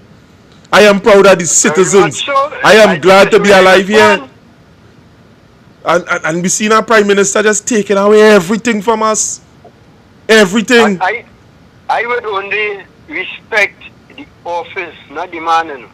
Not the man at all. Because this man comes across, Patrick Manning had told us, but he went down to Starlight Shopping Center car park along with Fitzgerald Hinds and Bridget Anizet George prior to the elections that we, the People's Partnership, had won. And he sung like a real hero. The man sung like and that is the kind of thing he just tried to project. He just tried to still project that image. But he fooled us then. Whenever the ship is going down, you have to pull the captain in order and so on and so on. And he behaved like a real statesman. A corruption buster when he was in Starlight Shopping Plaza that night. I left south to go to listen to him because he had a fallout after Patrick Manning had found him but I can't say it so, but Patrick Manning wanted to know where $10 million went in a housing project. And he think Keith Rowley might be able to give him some sort of answers. And Keith apparently retaliated with verbal semantics and bacchanal thing and badge thing. So Patrick came and he told us the man is a raging bull. The man is a raging bull. Well, I think the man is worse than that, you know.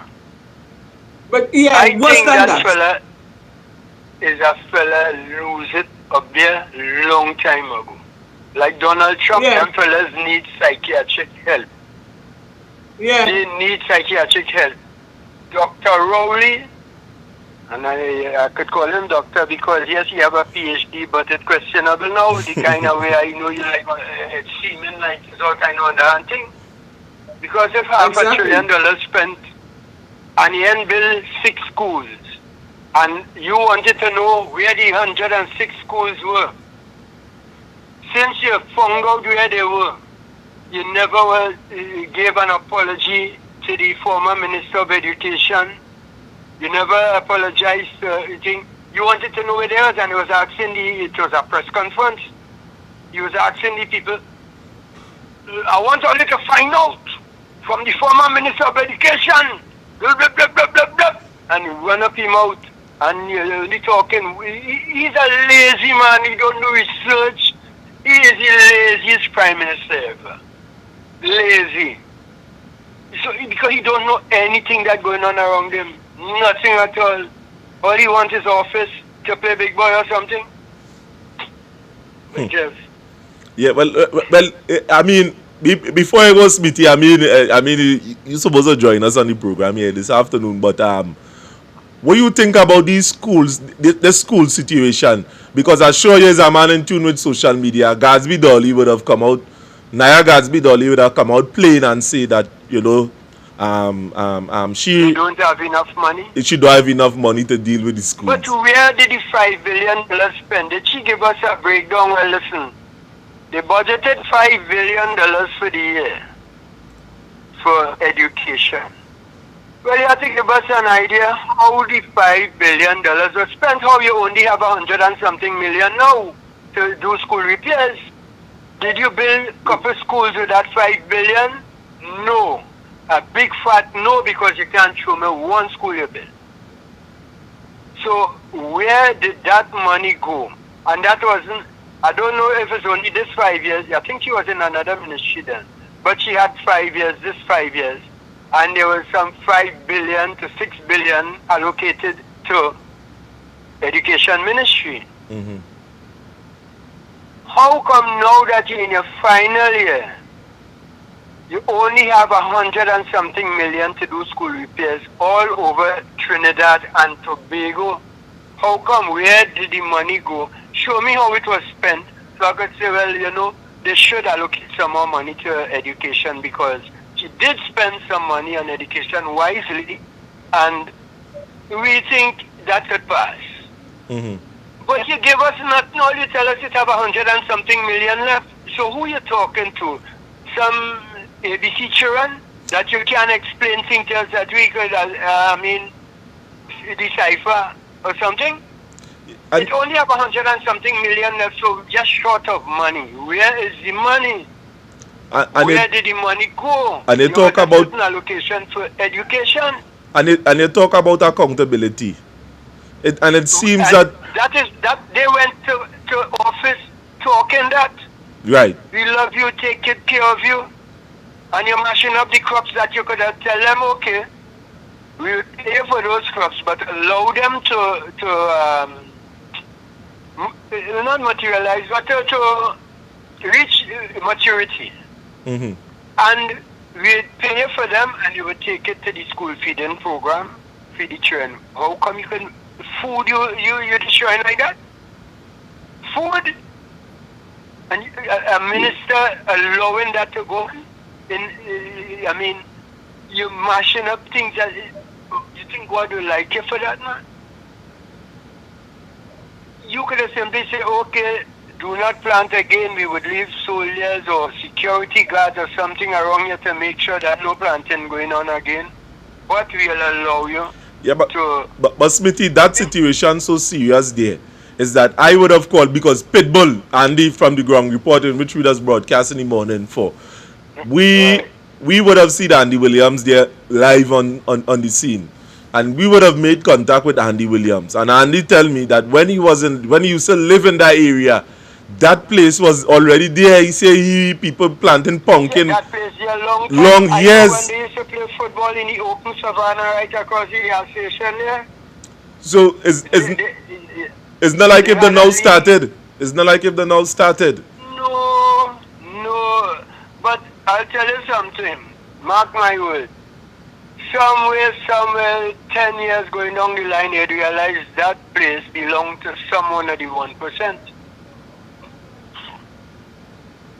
You understand? Somewhere down the line, that would be the 1% own. Yes, they have the sporting complex there, and they're going to build everything around that sporting complex. Chicken and chips, this and that, stores, mall, and everything. Because they would expect that people would come to the sporting complex after a time. That is providing, they start providing for sports. You see, and you see our sports going down to nothing. And that is the reason why, Smithy, that we would have tried to, well, not tried, we would have been sending message to the people via this platform that election are consequences. And part of the consequences in a situation like this is to break this monopoly that it have going on in Trinidad and Tobago. Because there are certain people that are playing at the bottom. They showed over black people in certain position, and we have to ask ourselves why. And when I say they, I am talking about the PNM administration, because they have the power to do certain things. And what true is at the top? You're seeing people like Ranson and he eating. You're seeing Faris Alwari, he get buildings, rental thing. You're seeing Colin Imbud, he and all get tax exemption and plenty. He properties. So what taking place? Who really at the top? Who really at the top in that party? Who really control the PNM party?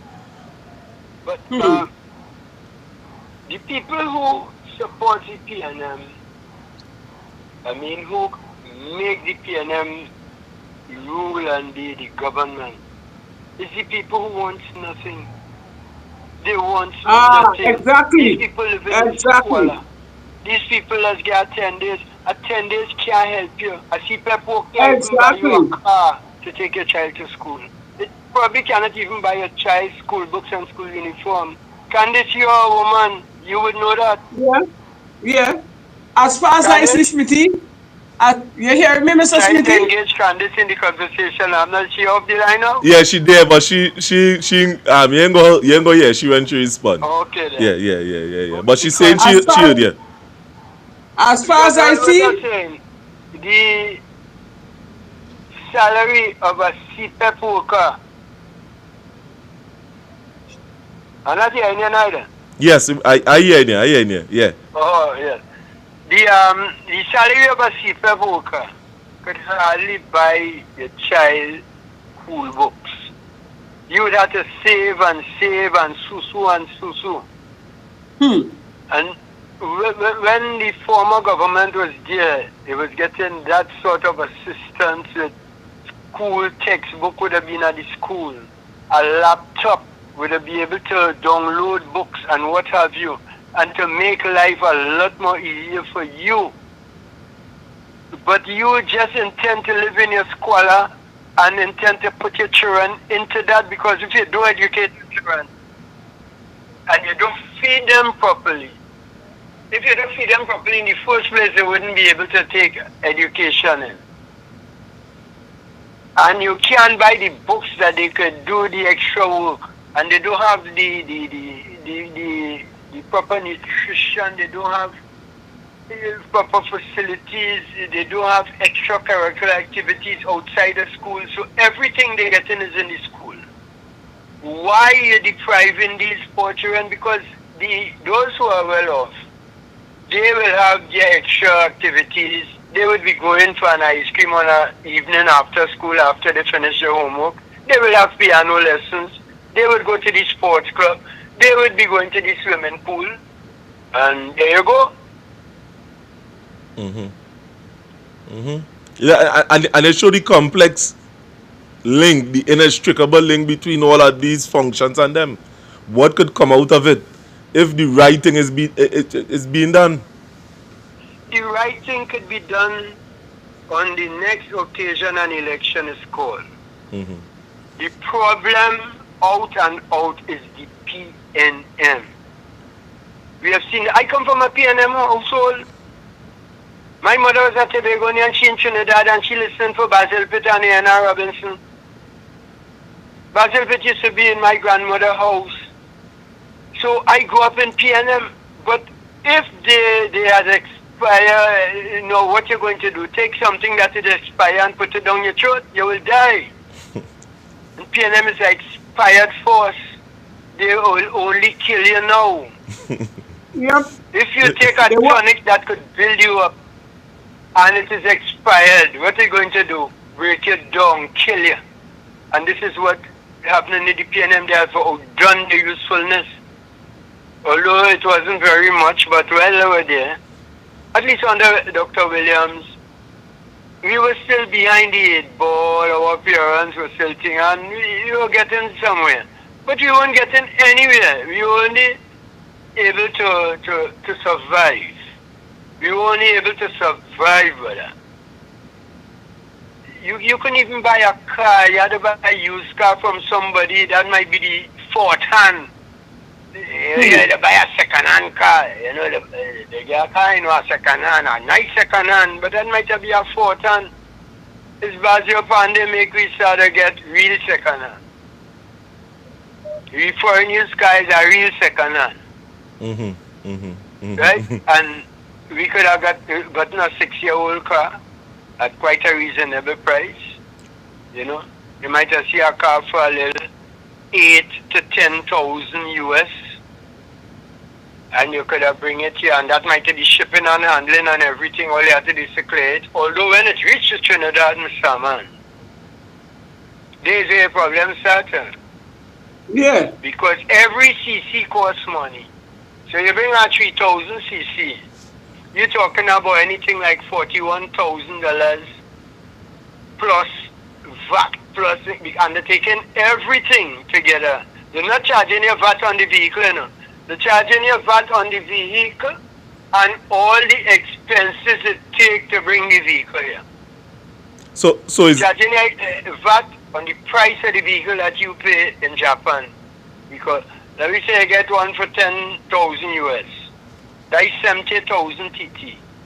They're charging you for VAT of 70,000 TT plus when they charge you for the CC is what they call the that's not the license here, that's another thing. But they can't be, if it's a 3,000 CC, it's about $21 per CC. If it's under 1,500 CC, you may pay no. Over 2,000 CC, it was $11 and something. Under 1,500 CC, 17 and under is something like $5 or $3 and something per CC. But that comes up to a hell of a lot of money. Plus the licensing, plus the other thing, and then they put VAT on that. So VAT. Then they put VAT on that. Now I'm telling you, you could only take a car that is 3 years old in Japan. So the price you're paying for that, when you're done, you see the only opening room for the rich to get richer. The only opening up space for the rich to get richer because you cannot buy a car from out there. You have to go. That is why they're giving you a car without down payment now. So you'll pay through your nose. Them little fellas and them, the one can't think, but they have a whole lot of money to pay for those cars. Right. It would be far easier to get a foreign used car. Right. Because they carry down the years to from 6 years to about 3 years or something, so they make it harder. 3 years for the thing you had. You had a 6-year window. So once it is not 7 years, sometimes you might get it at 6 months and 6 years and 2 months. You would have still gotten to bring in that because it's still in the 6 years. Now you said 3 years. You know, 3 years is a practically new car. So you have to go to them fellas, the dealership here in Trinidad, and buy a new car. And they will dig your 2 eyes out and still looking to see if you have a third eye somewhere. That is a serious topic, you know. We go because I know you went through the process meeting. I sort of digress a bit. Yeah. You see, the things I would sound sort of disjointed, and I'm sorry for that. However, there are so many ills in this country since, I mean, we had a rough time in the past, but since this Rowley government took over, man, corruption is just like that, and nobody says anything. I remember the former Prime Minister bought a Prada. She was an attorney for how long she was. She was in the opposition. She was Attorney General once. You will tell me this woman can't afford to buy a Prada. That was a problem for the PNM. That was a problem.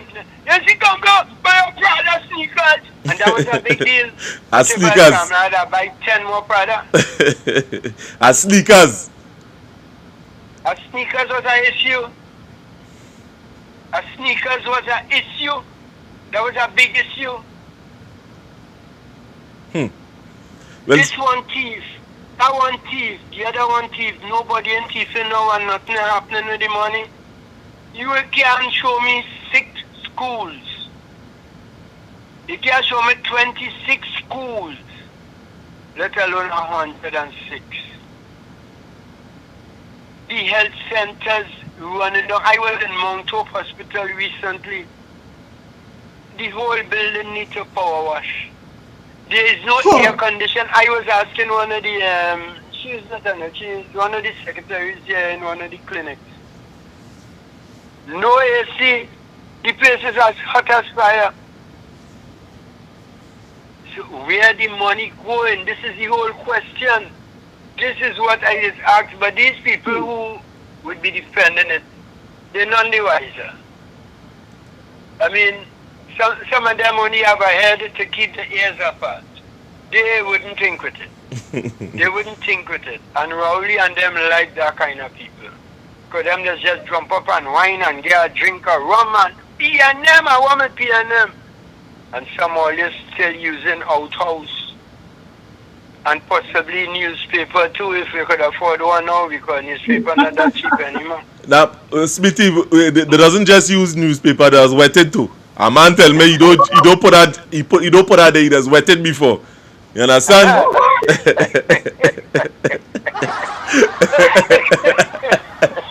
Yeah, but Smithy, let me leave here now. Yeah, but some of them, they're more head and garlic, boy, but you have to go with the flow, boy. They can't do better. They can't do better. But you see, there are those that you might be able to get to, and we have to deal with these people, get to these people who we could get to. There's some, you have to leave them in their own misunderstanding.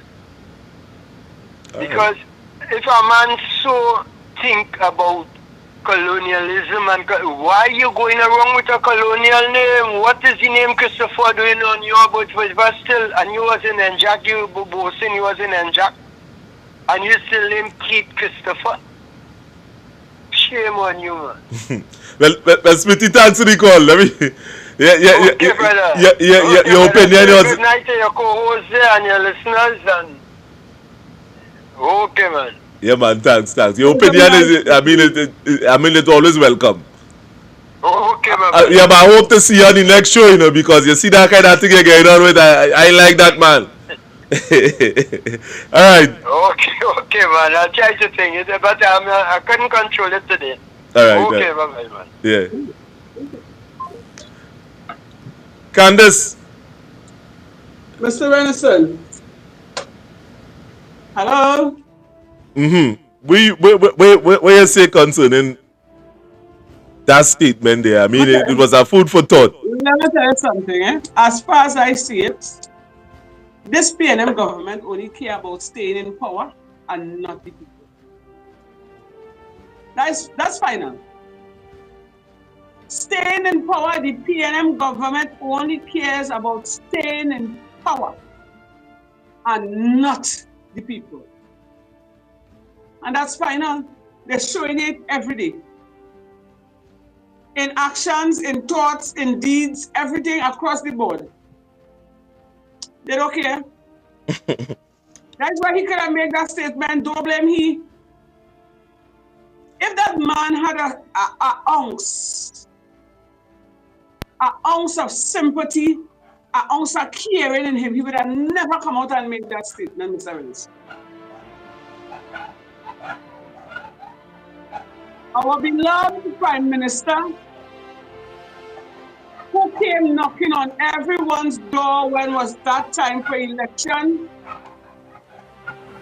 if he did care about the citizens of Trinidad and Tobago, he would have never come out and make that statement.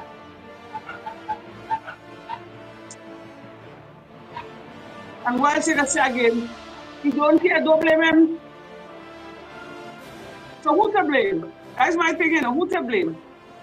And it has some people still want to jump up behind these people, and you're jumping up behind these people for a couple of months, a couple of weeks, and after that, when they get back, if they should get back in office, you're going back to square one. Eating green fig and sucking salt. But in this instance, we might have to eat grass and drink canal water. Look at the prices of material to build a house. You can't build a house again. Look at the price of cement, the price of sand, the price of gravel. This man has made living so impossible for the normal citizen to survive.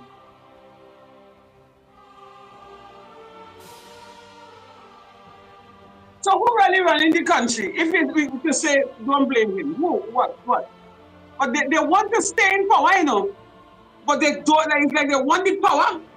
They want everything, but they don't want the people. So they know the responsibilities too. They don't want the responsibility. They don't want it. He's showing you. He don't want it. You can't tell me as a prime minister, you seen so much murders. Oh God, let me tell you something, murders for God, I know. Apart from the food prices being sky high and people can't afford to feed their family in the most healthy way they could, they have to eat whatever they get. That's how it reached to in some houses, in most houses. But you see the murders that happening every day, every single day. And this man is coming out and make a speech. The commissioner, you ain't hearing shit. You ain't hearing nothing. And everybody just lay back, and a person being murdered today is like no big thing. A person getting death on the ground and you videotaping like normal. That is how murder coming out in Trinidad today. No big thing. And you as a prime minister, so you as a prime minister, that ain't burning your heart to see your citizen. You the captain of the ship, You is the captain of the ship. You come like the head of the household. Trinidad is the house, and you is the head. And your citizens are being murdered. People are being kidnapped, raped, they die left, right, and center. The youths who are supposed to be the future generation their life are being snuffed away from them, snatched away from them. And it's not a secret because every time everybody with a phone becomes a paparazzi. It's all over the place, and you've seen it beforehand because I know it as what you do. I know. And that even stick a little dagger in your heart as a prime minister, right? That even shift your heart, put you to sit down out on your veranda in your expensive recliner, sipping on a nice glass of wine and studying. But God, look what happened to my children. Look what happened to the citizens of Trinidad and Tobago and taking us and they're talking to Marjorie or whatever she name is. That even bothering yourself. And I still want to vote for these people. Well, all you have to be wicked. Well, then whoever is that Obia man, he going by Lekito, that Obia man real good. Because only innocent people, not innocent, but bloods, some people innocent and some not innocent, but at the end of the day, it's a life that is being lost. And you ain't showing as much as a slight little bit of emotions, right?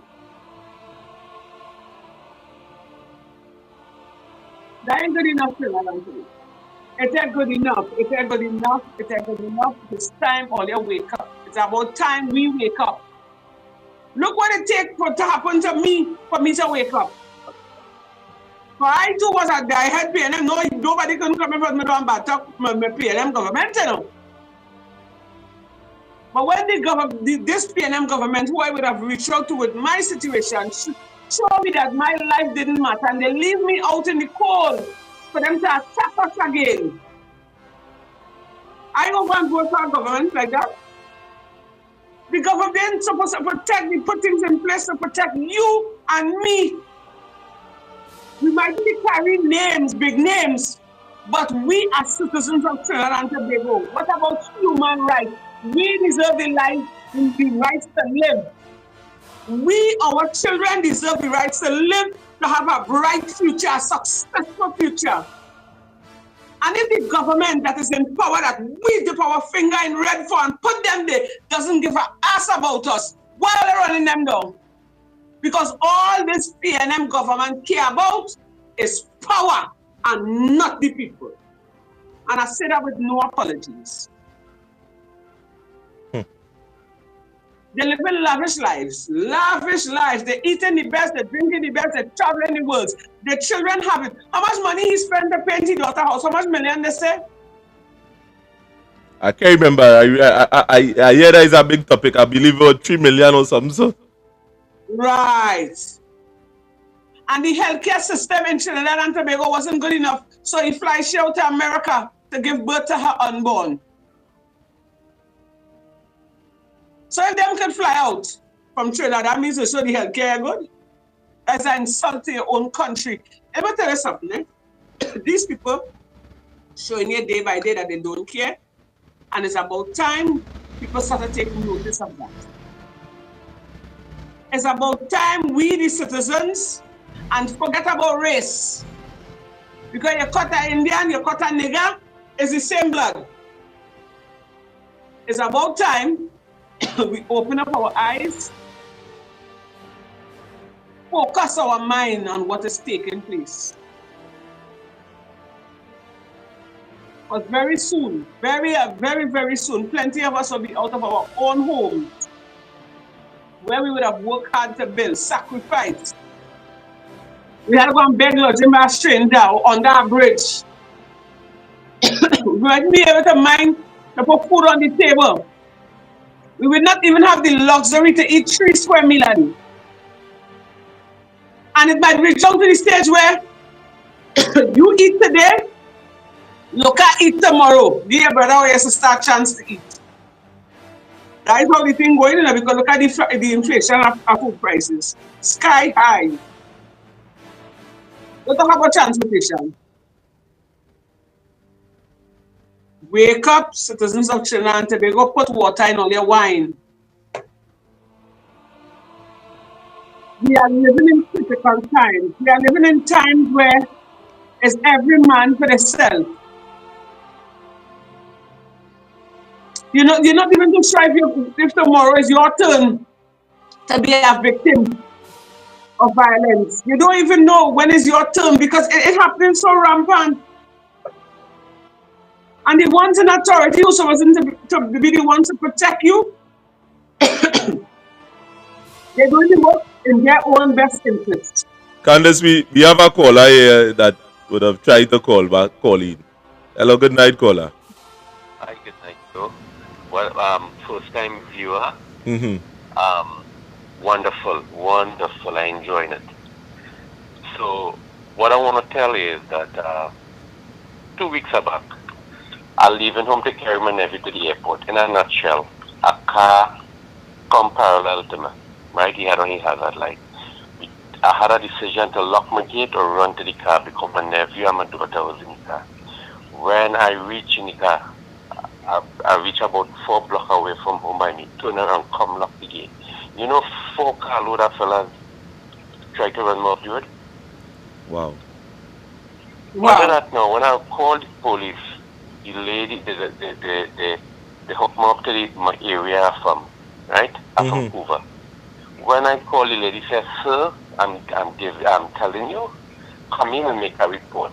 Now remember, I had 2 minors with me, right? How could I don't know who following me, who looking at me. And this is where this country going. People reaching out, people begging for help. Normal, regular taxpayers who enjoy Trinidad. So we like slaves in this country, right? We imagine we had to go in modern time, this day and age, we had to take traffic jam on that highway, right? They're supposed to have night construction, that Rohanson and that Clong. You're supposed to have night construction, right? Any part of Trinidad, I find and nobody, it's not bothering nobody, right? Many look, the healthcare, the chairman lady now speak about it. Cost of living, diesel price going up, it have an adverse, and it's going to get worse. And we rock back, society rock back, and we taking it. This country is supposed to shut down, my brother. I think in so. In a peaceful manner, don't buy no gas, right? If it means you had to bust up your furniture and make a fireside, do it, right? Do it. But we cannot be living like this, man. People like you're working for your little pittance. You're home now, you're frightened. What it is, and you know, people talking, but nobody ever want to really come together. We don't gotta go and put a Spain and John Mobilang, right? We could stay home in a peaceful way. Then we sit it out, like how we had COVID and we was home. Nobody wasn't doing nothing. Like we sit it out. Don't buy no gas. Don't go in the supermarket. If you have a bag of red bean, you boil it and eat it whole day. Right? But it's not supposed to be so. We need peace in this country. Look, all of my Caribbean, my brothers and sisters in the Caribbean doing good. They're happy. We can go Port of Spain and enjoy the city. I can go San Fernando and enjoy the city or whatsoever. But Panama and all over the world, you could go and enjoy it. So we part of the problem. We're not dealing with it. Right? And you know, we have kids. People suffering, struggling to send the kids to school. Right? All these radio program and everybody, and this one, all of them politicians, and this one want to have a say, and that one, and this one getting kicks off a crime watch, and everybody and nobody is saying nothing. I sick today, I stay home, I sick, I look at the TV, man, and everything is a crime. Everything. We get murder, and some senseless 2 cents murder going on. Yeah. Right? And it's the youths, the outer hand, they need guidance, what else is have for the youth to do? You tell me. You see, when somebody talk about crime, right, you would have been a victim of crime, as they would have now said. I was a victim at one point in time, and I know how I feel. You understand what I mean? It is a very frightening situation, because when they say about, when you say 2 carload of people surround you. Free that they intimidate me, they try to run me up the road. But what I'm saying, if they do me that alone, I make peace with my mate already, right? But when you have kids involved, watch now, I couldn't explain to you. I still have anxiety attacks with that in the night, right? And everybody continue. When look now the gas station, I don't know if it's an association I was watching now, they want to shut off. What kind of thing is this? They don't want the gas station over the 12 hours, they don't want to close down in the night. So who encouraging this? What is going on? We retarding, we're not advancing. Right? And the young lady there, I didn't catch her name because I was her first time here, but she making sense to me. Yeah. But what it is, and the opposition, and nobody will do something, healthcare in a mess. Right? But I was small and I get dengue or yellow fever and the spraying and the cleaning up. But you see, it's a vicious cycle because Carney Limited used to see about the little land and the trace and spray and whatsoever. Right? You have to educate your population too. You can't be blaming government for everything, right? But at the end of the day, we need to do our part. Yes. Right? The littering. But then again, the government not doing nothing. They're not cleaning no rivers. They're not dredging. They don't have no catchment area. Nothing they're doing, right? And they just come in and giving you BS, and we have to take it. Yeah. Right? That man with a little struggling, a lady wagon and a little thing, and the thief in it. Yeah. Your car going up by, you're working hard, a man. That is a man thing to go and vent, you socialize, right? You take a drink when you're going to buy it, a stabbing it, a bandit. So how we live in, and this is what bothering me, because we in a cocoon and it's like we waiting to bust out. And I could go on and on, cousin, on and on. Healthcare in a mess. Basic. Check a man's sugar, check your pressure. Stabilize a man, educate the people. But you bring only people to give you lip service in this country, man. So again, I could go on and on. Well, I would say thanks to the caller. I mean, this is the first time, first time caller. I mean, it's always a pleasure. It's always a pleasure. I appreciate it, and I hear and I will spread the good news. All right. Well, thank you very much, right? sir. Yeah. Take care, my lord. Yeah. Yeah. Candice, well, you're here for your own self.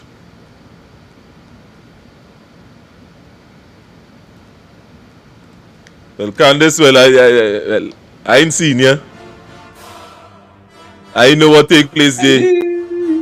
But to you, the people at Trinidad and Tobago, this is what taking place here in our country. In our country. Hello? Yeah, Candice, I hear you, but the audience in here, I don't know, you just duck out and we, girl. God, wait, the phone just kind of do I don't know, reloading something. Right. Well, you're back on. What do you think about the statement that was made just now? With the gentleman there? Yeah. Well, first to begin, I want to thank that caller, for calling. It actually, even it's showing us that we're reaching somewhere. And we should really open up the lines a little more for the people to come out and talk and vent. Because this platform is not for us alone, it's for the public to come out and vent, because a lot of people going through pressure. Look, the man said they tried to rob him, they tried to run him off the road. Well, that's frightening, because I don't know if you did ever experience crime, eh? Crime. Yes, I did. Yeah, hello, good night, sir. You're Jeffrey, boy. Yes. Jeffrey. This is Peter Jeffrey. Yes, Peter. We campaigned together with Philip, boy. Mm-hmm. Yeah, but we live on air, so I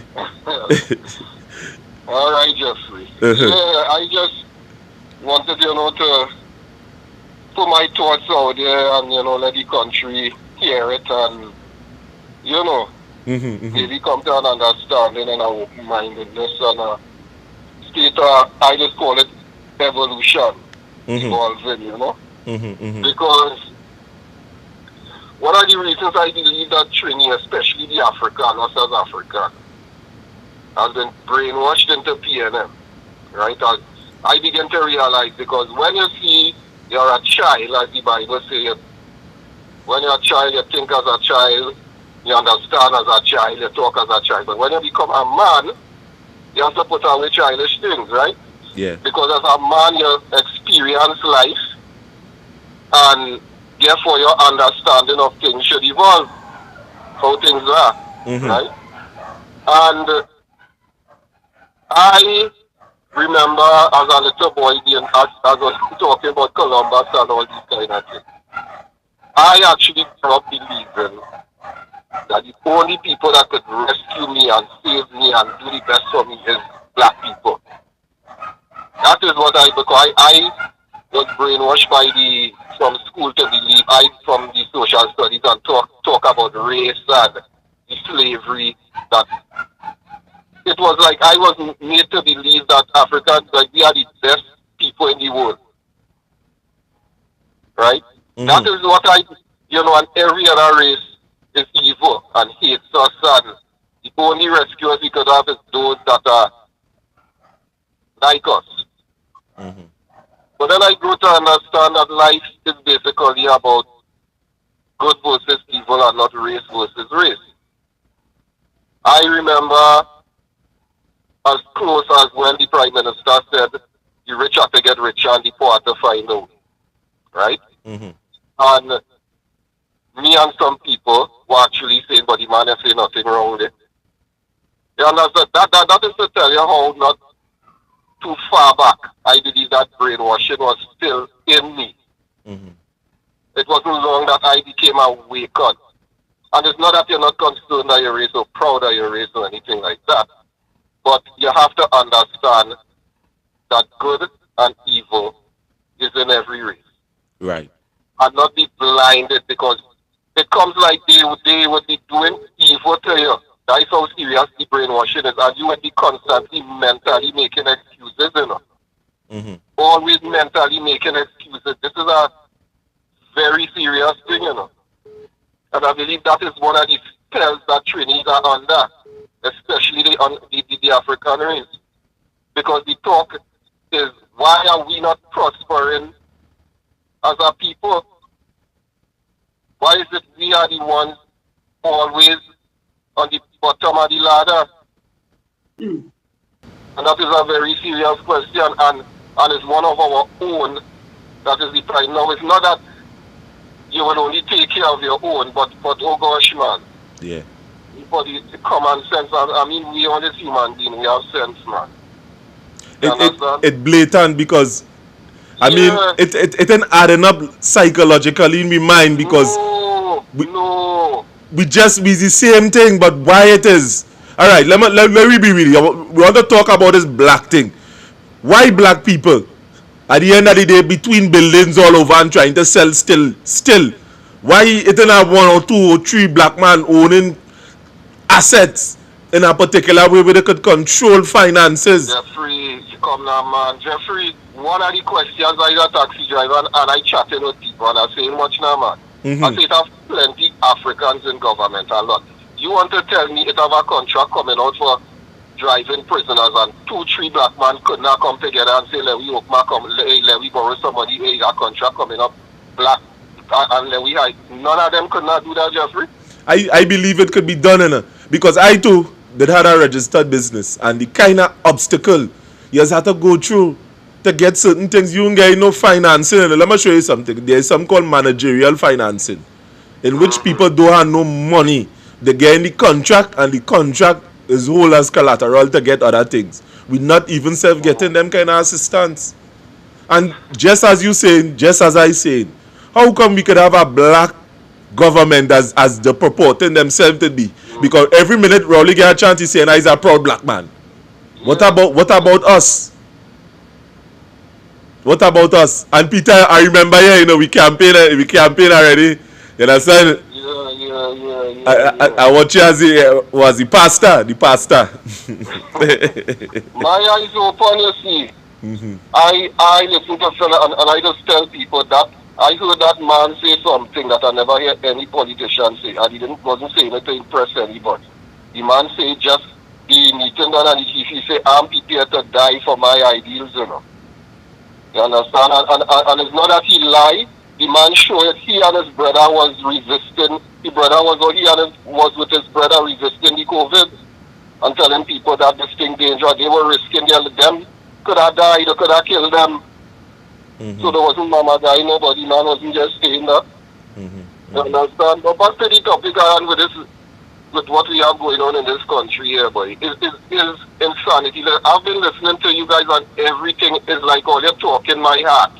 Like what I thinking, like all you're talking is. Right?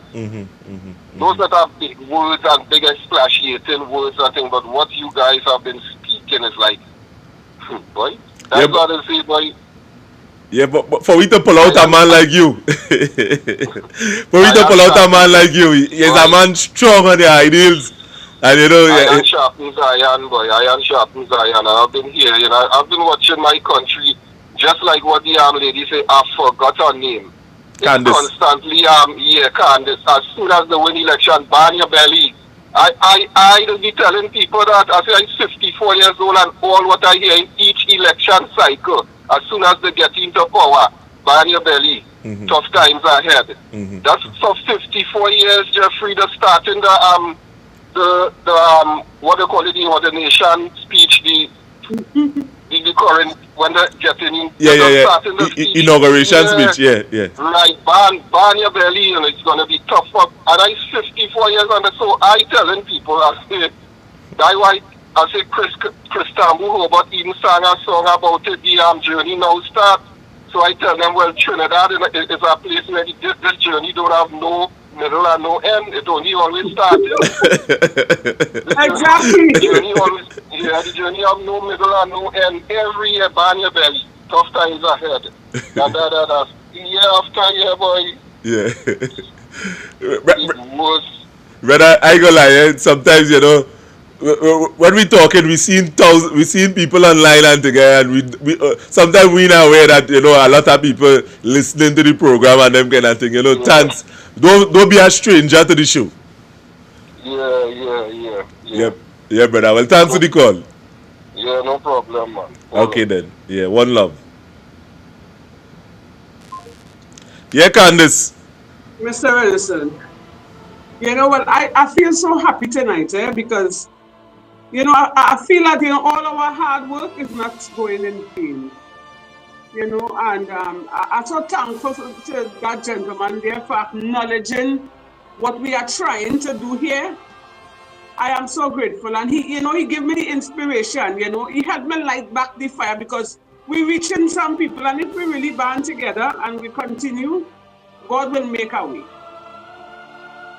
Because if nobody else is doing it, if nobody else is doing it, we have to do it. And if we are doing it, who else going to do it? So somebody had to do it.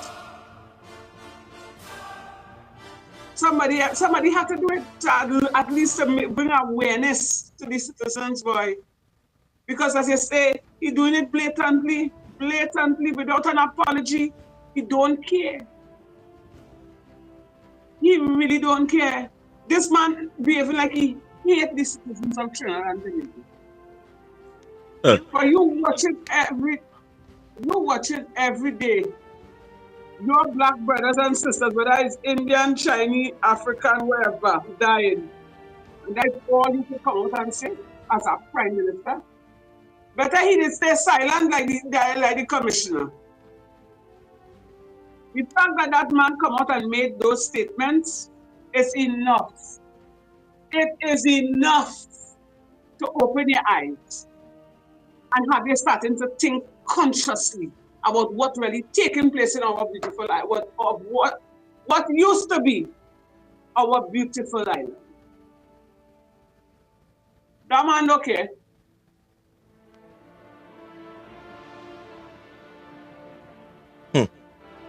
When you think about it, is so, yes? Sheldon. No, he don't do that. Yeah, good night. Good night, Candice. Good night. So, there are 2 points I would like to raise. I know it's already late. One is where our good friend Irvin Felix would have done a video of that school at Point Fortin West Secondary, where he would have showed the conditions of the school. And coming out of that, Philip would have done a video, NT would have done a video, and I saw Andy and them doing a video of a school in Mayaro. And my point is this, that the crime in our country is as a consequence of the education system. The education system in this country has failed the citizens. Terribly. Failing them for quite some time now. In effect, what it doesn't empower persons that when they're going to school to understand, appreciate education, for them to understand that when they go to school, they're supposed to come out in a position where they can take care of themselves. Right. So a lot of times you have students standing at the side of the road after the hour of 8, or you see students dressing up like they're going to a party. It clearly tells you, it clearly suggests that these children are not going to school. The fact of the matter is that they don't understand that they will, secondary school students I'm speaking about it. The fact of the matter is that these students don't understand the peril that they're in. Because in the next 2-3 years, they will be on the job line without education, without the ability to take care of themselves. And because the government or the system doesn't empower them or show them how to take care of themselves, they're going to come out being uneducated, unable to take care of themselves, and be a burden to themselves and the wider society at large. That's my first contribution. My second contribution is where I would have sent you a video where Gary Aboud would have been speaking about the SSA. And he would have been saying that the reason why the SSA was closed down is because the SSA was investigating a government minister that was using his office to give contracts to gang leaders or gang persons. Now, I know people who might be in gangs, who would be in those kind of areas, might say, well, they're unemployed. But my thought on the matter is, if you employing gang members to do public work, is that money well spent? How it could be well spent? Because if you're giving a gang member money to do public work, how are you to judge the quality of work? One, I would think what you would need to do is you need to attack the education system so that the person doesn't turn out a gang leader. The next thing is, if you, Gary Aboud also said that the reason the murder rate is so high is because you put these large sums of money in these gang leaders' hands. It leads to crime because they then use that money to attack other gangs, or they use that money to widen the scope of the area that they are in charge. All right. And that now, it further decimates the community. So you have a government that is telling you they care about you. The other thing is the video I would have sent you with that Diego Martin area where the government would have gone in there and destroyed farmers' crops. Again, so we have a country where we had Karen in 1975 and we closed it down completely with no form of a secondary way where we could have done it in a different way, you know, so we could have we just closed it down and now we importing food. Again, we had the rice farmers, they were complaining for years that the government owed them money, which is National Flour Mills, and they can't get their subsidies. We have a refinery. So we sell crude oil, but we do have a refinery to make gas or gas products, so we buy those products. We have a pitch lake, we don't make any products. Everybody else comes, and we have water, we throw away our water, and then we take salt water and to make fresh water and throw away our fresh water. But back to the cause of crime, where the Prime Minister is saying, don't blame me. Don't blame me.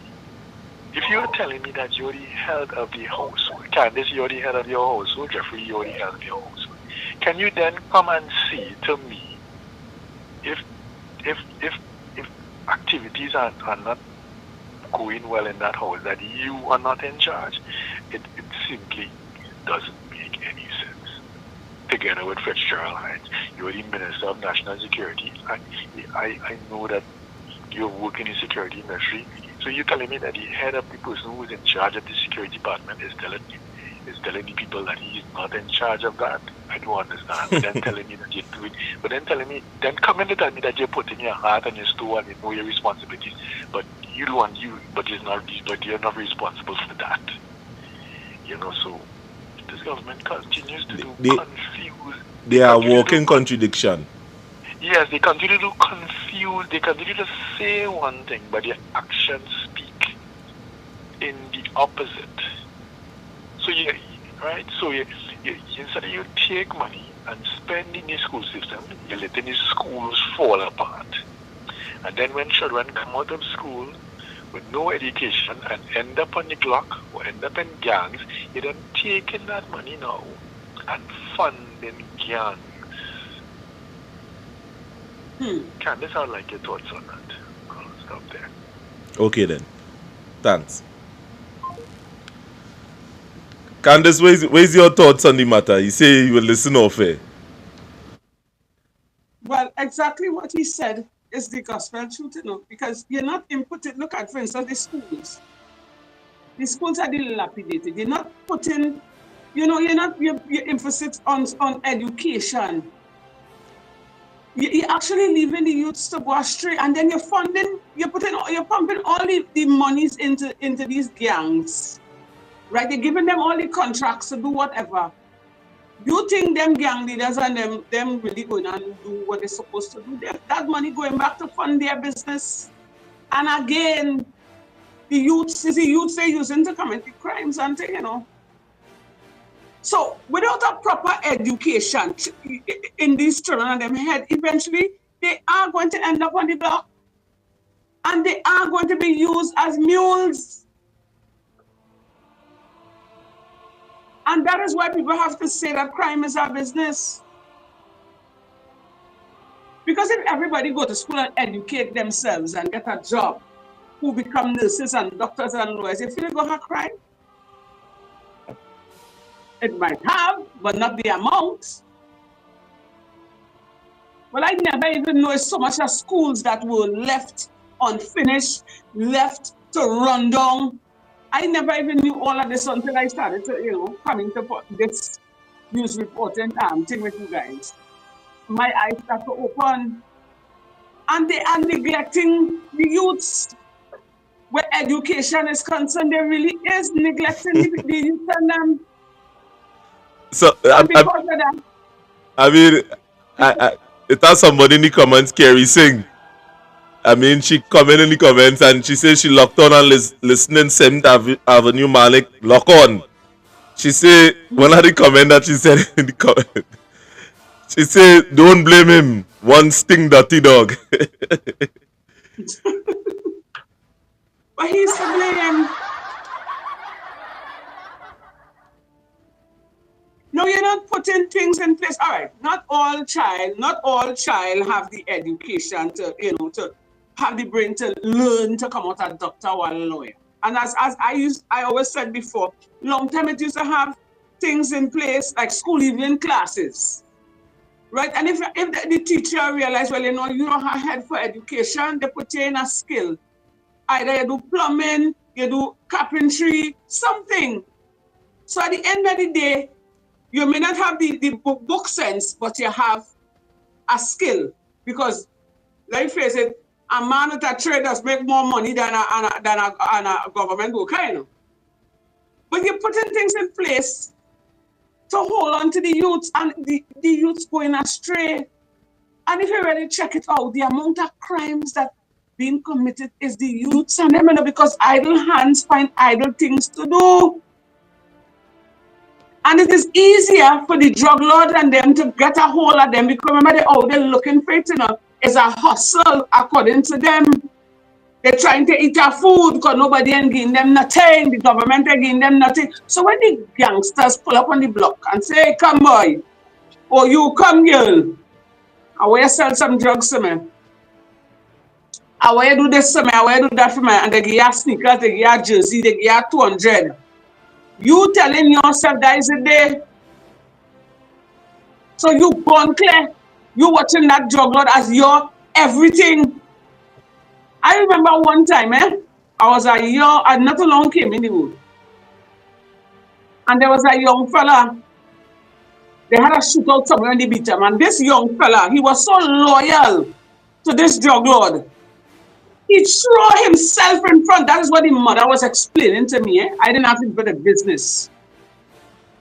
He threw himself in front of the drug lord and take the bullet. And today that young man is paralyzed. And that same drug man, I even look back at him yet. So the drug man and then becomes the role model. And we, not we, the government is to be blamed. Because I mean, some parents just really try, you know. Some parents just really try, but we need the help. When you're supposed to put things in place for them to get proper education, who can't take book, you send them to do a trade, you just lead them helter-skelter to do whatever they want. Then you come and you pass this law where, you know, they could smoke how much weed they could have on them, and they could have how much tree in their yard. So they're smoking and they're smoking and they're smoking their poor little life away. You ever try to have a conversation with a teenager who does smoke drugs, weed, marijuana? You ever try to hold a conversation with one of them? I don't know bash them, you know. I really don't want to bash them. But I mean to say the majority of them don't make sense, you know. And who is to blame for that? And I always say, see, that's what that Prime Minister Rowley do. That was a strategy to get the youths to vote for the PNM government. So he didn't care if these people, these young people, throw their life away just to get in power. No, they used to smoke the weed all along, but they used to hide to smoke it. You understand it? But the way how it out in the open now, they stand up in front of the station and burn a weed. They walk in the road, they're burning a weed. They on the work, they're burning a weed. Everything is a weed. They're smoking weed, more weed than cigarette. And it's slowing down their mind. It's slowing down everything. They just, the whole system just gets mentally deranged. You see, Candice, let me show you something. You're talking about that weed thing. Now, personally, I never smoked a cigarette in my life. And it is appalling to me. Yet still I'm not against it. But the amount of weed I just see these young people smoking. I asked the other day, I see a particular young lady smoking. And I would have called out to her mother and say, how come this girl smoking so? Why is she smoking like this? She too young. And for she to be smoking all this weed, she don't have the problems that oh God, I mean, if it's an older folk that pass through life in a particular way, I mean, it could be understandable a little bit. But Mr. all this weed you smoking, you don't have that kind of problem to be smoking, so? Mr. Wilson, this is not about having problems. This is a style now. Everybody's smoking, so I want to smoke too. And it's turning them into a zombie, you know. It's frying their brain. All them concerned about, I smoke a weed. And I rock back. And they rock back, and their whole life being dwindled down to the ground. And when they can't get it, they go and they come up with a mastermind to go and rob the neighbor go street, snatch a woman's purse, snatch somebody's cell phone. Because they can't afford to buy it. Remember, they have a vice and they cannot afford to maintain it. That come like cocaine, like a piper, when he can't get to get a fix, he will sell his daughter, he'll sell his house, he'll sell his car, he'll sell everything. And that is what this PNM government did. They sell the soul of the youths to gain power. So I find that to be very insulting for that man to come on the Trinidad and Tobago platform, the platform, and say that not he, don't blame he. Don't blame me. Rowley, you and you see the Prime Minister only coming up and making scene and doing things. This man is totally detached from society. Because every day people coming up and crying out and talking about, hey, bills too high, electricity, gas raise, that, and like if you ain't hearing. He turned off the man, literally turned off his hearing in, and as that last caller said, you see that last caller, you see when you talk about the education system has failed, it is the truth. It is the truth. So imagine that you have teachers in the school, and some of them, if you see them twice to the week, you see them plenty. Some of them, you ain't seen them at all. Long time they have substitute teachers in case if Miss feel ill or Miss had an errand to run or something. But by the time they have no teacher, the class has been left to do on its own. The children become unruly. No homework. They're just going to school for style.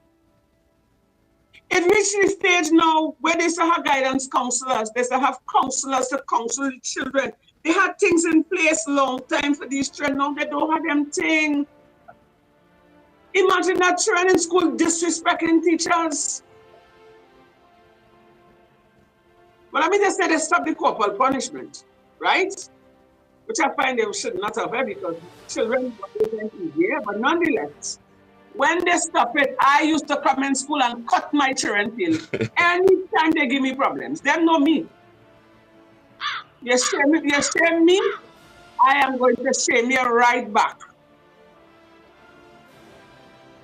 You understand me? You see, we take our vision off of the youths and we lead them to go astray. And as I said, I'm blaming it half and half. Some of the parents, or some of us parents, and the government is to blame, because they're supposed to put things in place for them to try and hold them, to nurture them, to mold them, to save them from the streets. Because when you have children, as I always say, come and finish their degree in university, in UE and all these places, and they come out here and they're looking for a job. I remember Rowley make a speech saying that what if you come out of university and you can't get a job? If you go and work security for the time being, or you're working at grocery, you have to build yourself from the, correct me if I'm wrong, I can't remember this speech too good. You have to build yourself from the ground come up. So then a child will go to UE, spend all that time his head buried in books to come and work in a gas station. Why he cannot apply for the job that he's qualified for? And when he goes to apply for the job, you're telling him that he's overqualified. And this don't bring that talk in there, making my pause raise. You interfere with me because now I doesn't tell people my age. I'm in my 30s. Middle 30s, I'm a matter. And I'm not going into why I don't say that, but I would have went to school and would have certified myself in a lot of different things, plant operation and engineering and things, and they do have jobs, Candice. They do have jobs for people. So after you done do all of this and spend so much money, one out of the course was $15,000. And that just the introductory. That just the course. We ain't talking about financing and them kind of thing. To reach and them kind of thing. We talking about just that alone. And when you go outside there and you're actually looking for a job, there's all kind of nepotism taking place. So you see, this is one of the reasons that would have encouraged me to be doing what I am doing. Because I can't be spending so much of damn money to do all these type of things, and at the end of the day, it's no job for you. You still have to know somebody in government. Yeah, and if you have a nice mother or a sister that want to violate them, that is why I know to be government in my country. Yeah. And you're having a man jumping up and saying, don't blame me. Well, come out of politics. You see? Yeah, because he make enough money now. I show e-bank account properly well put. I show the amount of money this man must have in his account, in his Swiss account, in the undercover account, in the visible account. Is enough to see about the generation that he has now, and about 5 or 6 or 10 generations to come, because they're well full their pockets.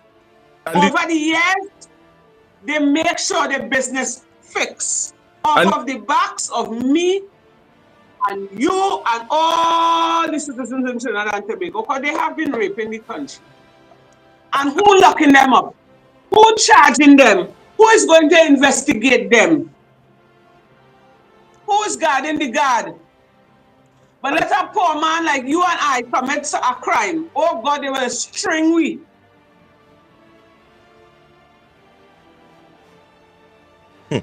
And the thing about it is that it making you, you're supposed to be angry. And the reason why many of you are not angry that this thing is going on in your country is because you are aiding and abetting it benefiting you. It benefiting people and it benefiting certain people within this society that the government is corrupt. It is benefiting certain people that the government does use nepotism. Oh, nepotism exists. It is benefiting certain people that the government could allow certain things to take place and destroy other people in the balance. It benefiting certain people.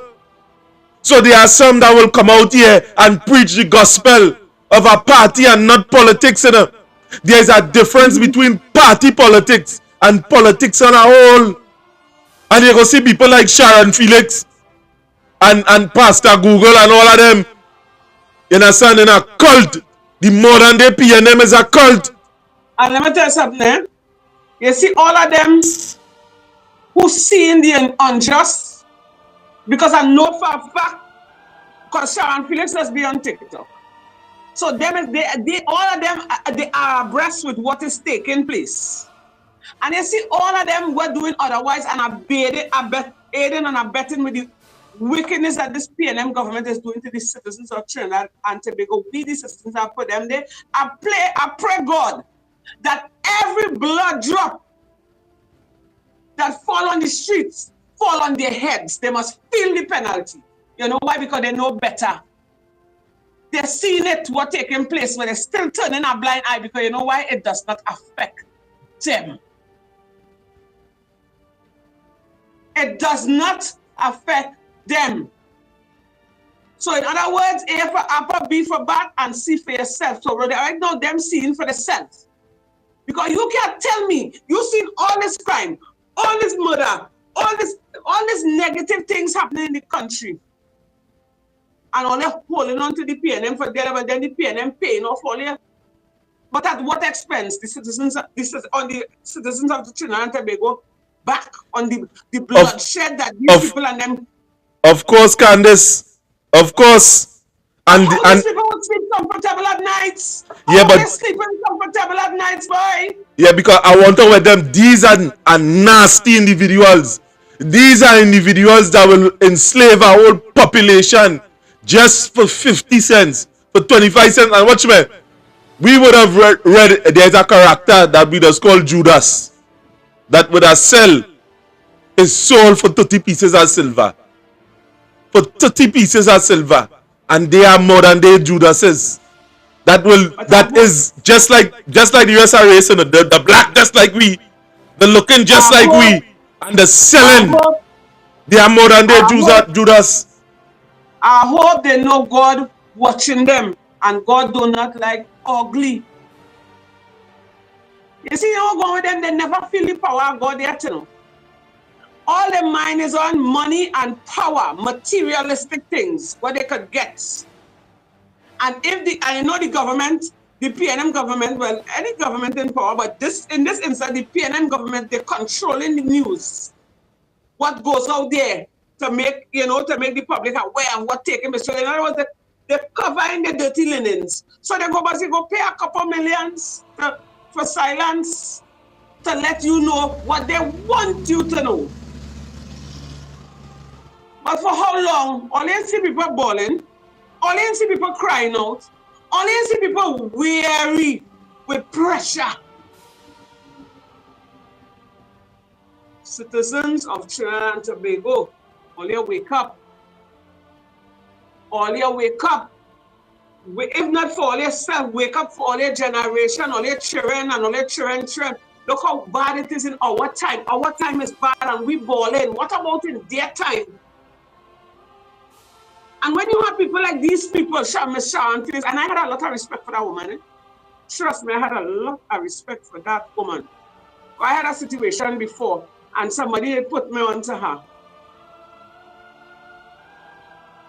And I still ain't get no redress, eh? Nothing positive never come out of it because that's swept under the carpet. And it's in this country is who you know and who know you. And if you have money, you grease a hand, and it's not supposed to be like that. And this country is all about favors, who you know, who backside you could lick, if you could raise up your skirt or drop your pants in this country, and it had to stop. Give people a chance to live. Give us a chance to breathe. Give us a chance to walk the street and be safe. We want that. But the fact that you all are so greedy and so self-opinionated and bad-minded and all your studying, all the eye is on that treasury, on your lost on your way. And all you don't mind blood bashing the streets every single day. All they said, shame. If God was like man, I saw all you go to bed tonight and never wake up because of all your wicked acts. And all they want to come to tell me, all you have the citizens' best interests at heart, all you're wicked, all they don't like poor people. That's why Rowley could have said the rich had to continue to get rich and the poor had to live off of the scrums. You understand? And all they want to vote for these people, all you're wicked to all yourself. It's better all you buy a bottle of Amazon and sit down and start to take sips for yourself because you're wicked to all yourself. Because they've seen it every day. Thank God for social media. Somebody always have it in their phone. And when I tell you these things just go wrong very quick. Just at the touch of a finger. A murder happened in South, it reached Grandy, it reached Toco, it reached America, it reached all over the world. And all they've seen it. And all they're still turning a blind eye. All they're still trying to cover it up. Why? Because all they're getting a little grease hand under the table where they can buy a Benz, buy a nice house, and live lavish. But all they don't know, the sins are the parents that fall on the children. So all they only reaping coals upon all their head, and although all their family life may be nice, and all they can fly out and do this and do that, it's going to come is a bitch, it's going to come back and fall. All these people will cry out for pain, for sorrow, for sadness, for hunger. It's going to fall on all your head. Take time because all you forget God and all you forget the Christ of the people. That is why the Prime Minister could have said, don't blame he.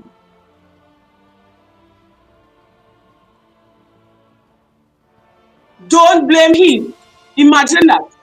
You don't care about we, and it's we who pay it.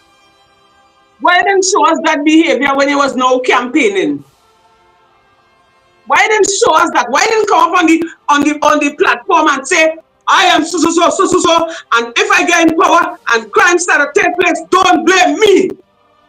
Why did I say they didn't say that before?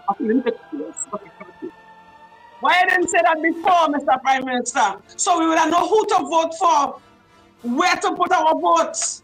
And more important, how they're saying and how they're treating people, you know.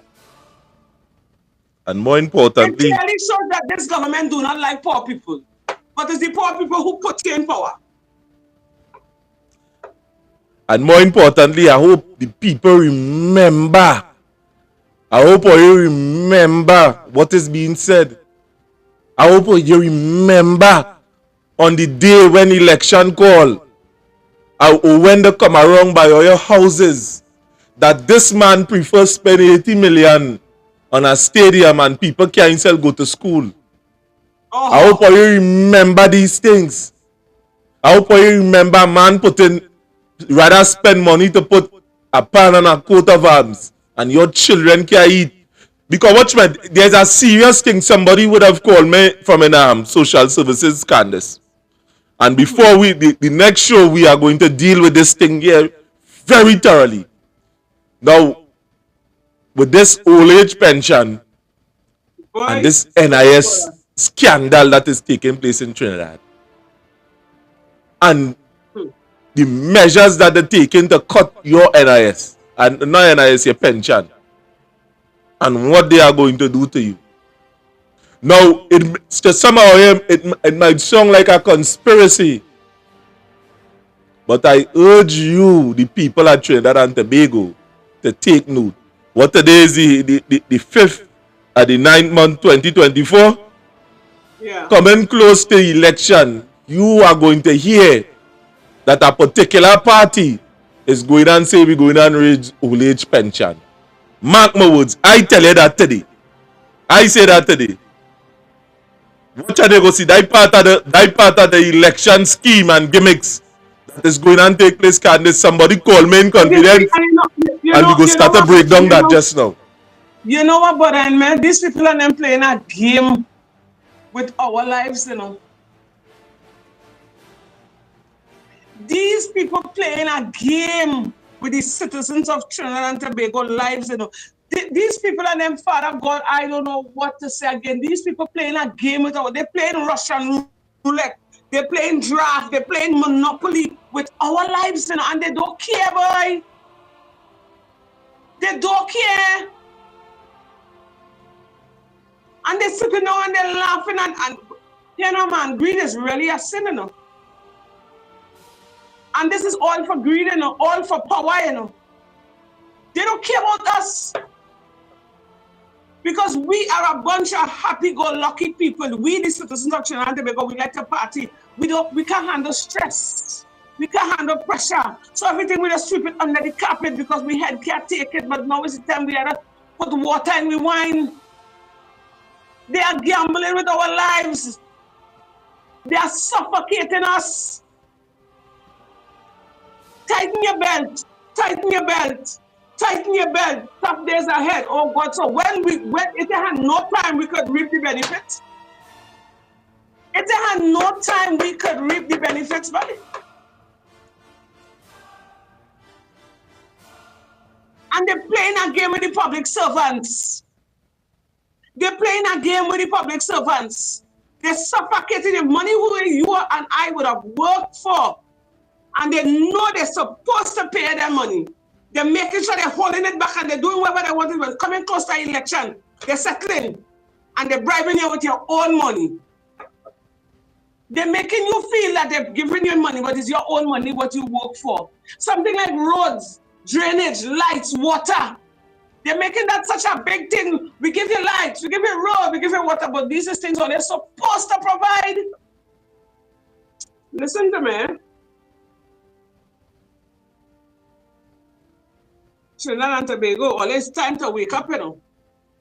These people don't care about we, they don't care about we, they don't care, they don't care, they don't care. And I believe in the spirit of the Lord will making he come out and talk this set of foolishness, and they're doing this set of arsness to wake up the citizens of Trinidad and Tobago. Because you can't tell me you come and put me out of my house, and I still come and vote for you. You can't tell me you mash up all my crops with fruits on it, and I come in and vote for you. You can't tell me you've seen all these murders, all these kidnapping, unsolved murders, unsolved kidnapping, unsolved burglaries happening, and I go and put my vote for you. You can't tell me you've seen all these unjust taking place, and you come up and say, don't blame me. Who live, and who dead. And I go in and vote for you. Is the spirit of the Lord where had that man talking them back of arsness? Because he realized the people are taking heed. The citizens not taking heed of what's taking place, so he's making them talk. And I want the citizens of Trinidad and Tobago to listen. Eyes of that opinion too, you know, because there was a prophet in the Old Testament, Candice, that would have spoken, that wanted to curse the people of Israel. And every time he go to do it, he end up blessing them. The last time he decided to do it, that a donkey turned around and talked to him. He said, if you only move everything, because the angel was waiting with a sword in his hand. And there are people. Or you don't have to do them nothing, you know. There is a time that is coming that God is going to hear the cries of the people. I mean, people try to bring them outside. We went in the savannah, we protest. I mean, the guy would have said, we went all over Trinidad and Tobago, we protest all over. And when we would have just started off this workers' rights initiative, in which we was coming here and bringing news and commentary to the people, we start off on a platform with nobody didn't hear, nobody didn't want to see, nobody didn't want to listen. But we would have reached our subscription of over 3,000 people. You understand? Thousands of people that watch the comment, and sometimes when you're looking in, I mean, where we in here now is a studio, we see in our screen, we looking, we know their audience outside there, we reading the comments, we talking and we conversing. But it's not always easy because at the end of the day, we have to live our life to the same way. But the need, the sacrifice that is being placed here, you know, it is to sit down and talk. I mean, Candice, you might be saying there were 2 hours, 3 hours, and we talking. And it's not that we gain any million and we gain nothing for this. We ain't getting nothing for this. It's sheer determination, and I am convicted. I am convicted that here what's going on. If it is this message reach out and it grasp people, the many of you outside there, that we together can make a change. This is not for you to see me and is a fame thing, you know? Because most of the time I doesn't want to be outside here. I was living a comfortable, quiet life in which I could do a little gardening, go to work, come back home, spend a little time with my significant other, play with my son, and I was comfortable with that. But at the end of the day, it takes more than me, it takes more than Candice, it takes more than Sheldon to stand, to make a change. I mean, at the end of the day, we can kick a stone at the top of the hill, but at the bottom, we looking to cause an avalanche downstairs there. This is not about fame, you know. So when a man see me, it's dangerous. When you go outside here and a man see you, you're wondering, what a man watching me so for? It's a sacrifice, you know. This why doing here, it is a sacrifice. And it put me in a place that I have no other choice.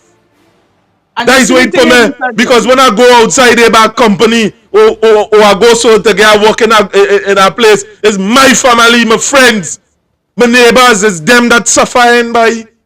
When they go to get a job and they do so, they pull in the friend, the family, or somebody, and you are more qualified than them, and you are hearing that talk all the time.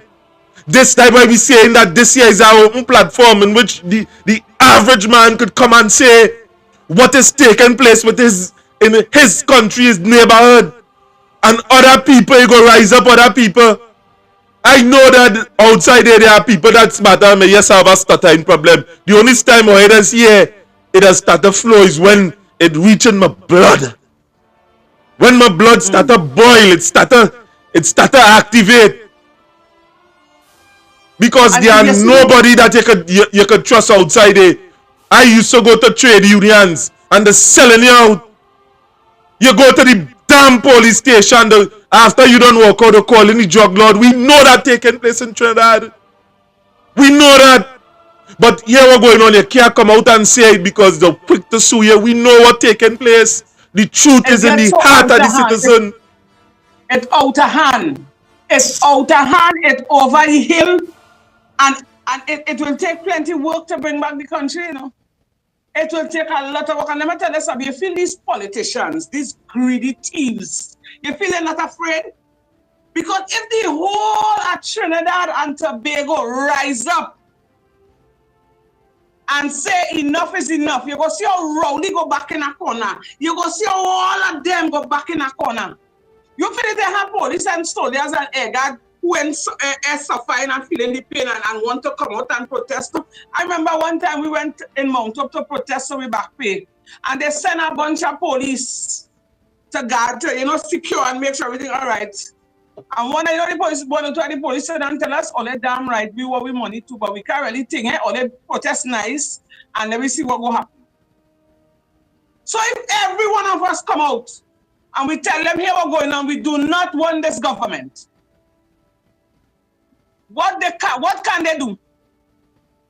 But you see, they're banking on the citizen because they realize we coward, and all we like to do is talk for a few days, and everything will sweep under the carpet. We are in control of them. Them not really in control of we, you know. If every citizen, man, woman, and child come together and go and say, hey, enough is enough, we shutting down.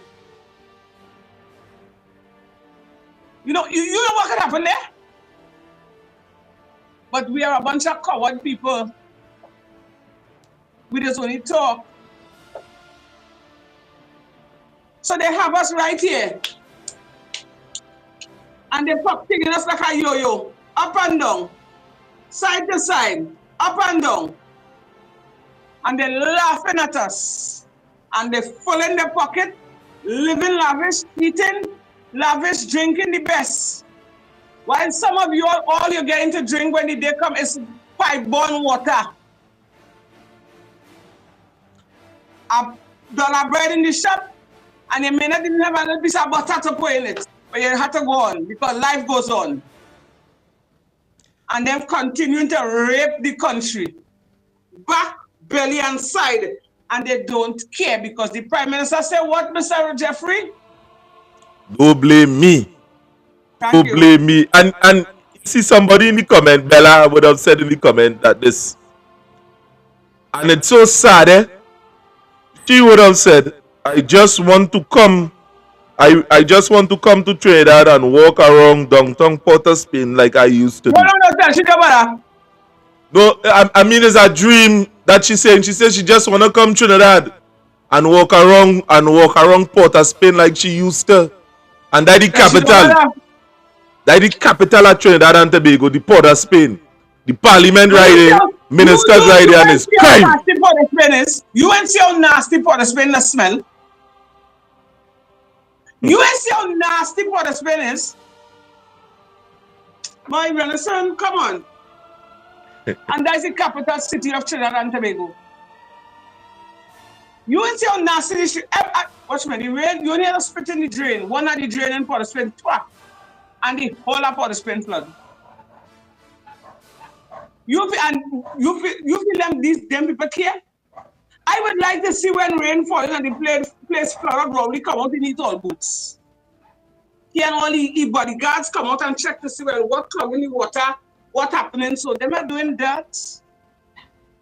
Let me tell you, see these people, they don't care. And you see, for me, hate is a strong word, eh? And I don't like to use the word hate, eh? But I am telling you. You see, this government, I hate what they're doing to the citizens of Trinidad and Tobago. It makes my heart bleed. It makes me feel pain for my brothers and sisters because we're dying. All kind of negative things happening, and they're turning a blind eye and they're showing you every day that they don't care, but they expect you to come to give them the vote when the time comes. Vote for the PNM. Vote for the party of integrity. Vote for the party of your choice, and the party of your choice don't even care if you eat a slice of bread when the day come, or if your children go to school, or if you could feed your children. They don't care, but they come in because they study the eye on the prize because they're educated, and they come in with their big words, and they expatiate in big words. We want to let them reach down to the ground and talk to the poor man in their language, tell us what all they could do for us. How much schools all they want to open back in Sandy Grande, how much courses all they want to put for the youths to snatch them back from the drug man. Let us know what in the intention all they have for the hospitals, healthcare, to make sure we get proper medication. Let us know. And here we're going on. Before all they really go in power, let all they supposed to sign something. Yes, we say we're doing this so that when all they fail, we could take all they to whatever thought it have and sue all they for failing to bring forth the actions. Of all course, so wicked. Of course, that is our next issue, you know, because we done seen that the Prime Minister don't want to take responsibility. We see in Fitzgerald Hinds, the Minister of National Security, don't want to take responsibility. And we are also, you see, we had to pay attention in it. And they want to move the final court from the Privy Council to the Caribbean Court of Justice. Yeah. Are you understanding what's going on? Are you understanding what's going on? So when it reached it, look, the Auditor General had also go straight to the Privy Council because all the courts say she and the Minister of Finance was correct. And it had to go to the Privy Council for the Privy Council to tell them, hey, you on shipping this. The Auditor General correct. For the stance that she made. The reason why you understand what's taking place in it? The reason why they're doing these things and they're hoping to get away because we, the citizens, we don't pay attention. We do not pay attention. Plenty of us don't pay attention. Plenty of us. Right. And I could fall victim to that too because I didn't used to pay attention to these things, you know, Mr. Anderson.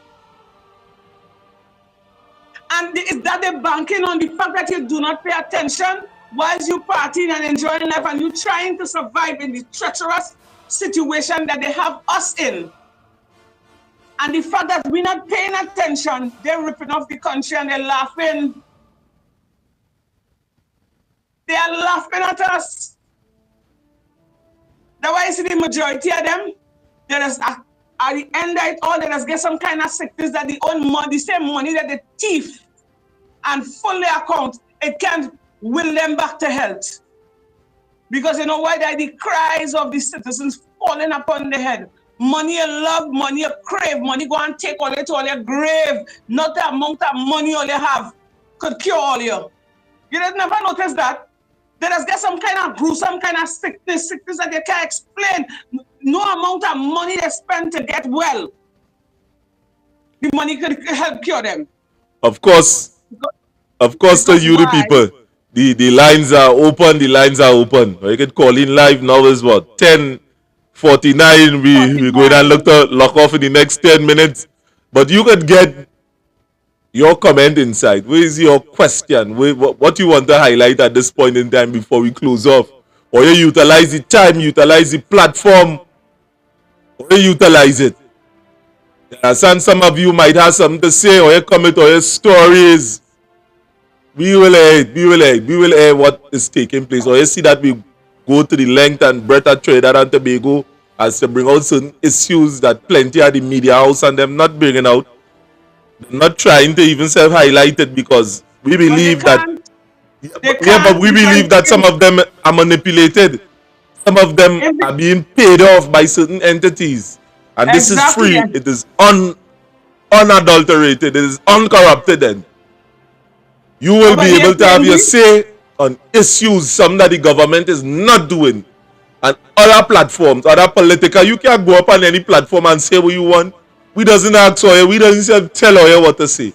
Plenty of the interviews that we do, yes, before.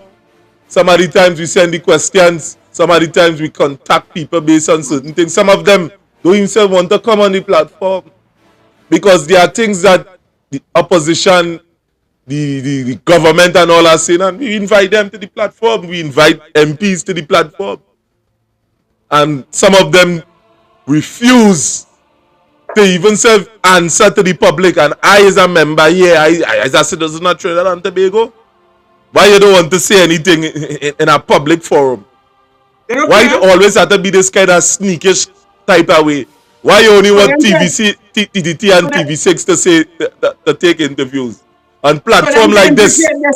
For them to implicate themselves, on platform like this, we will deal with them. Any member of parliament on any side of the fence, I challenging anyone or you come on platform like this, let me deal with you. There is the people platform.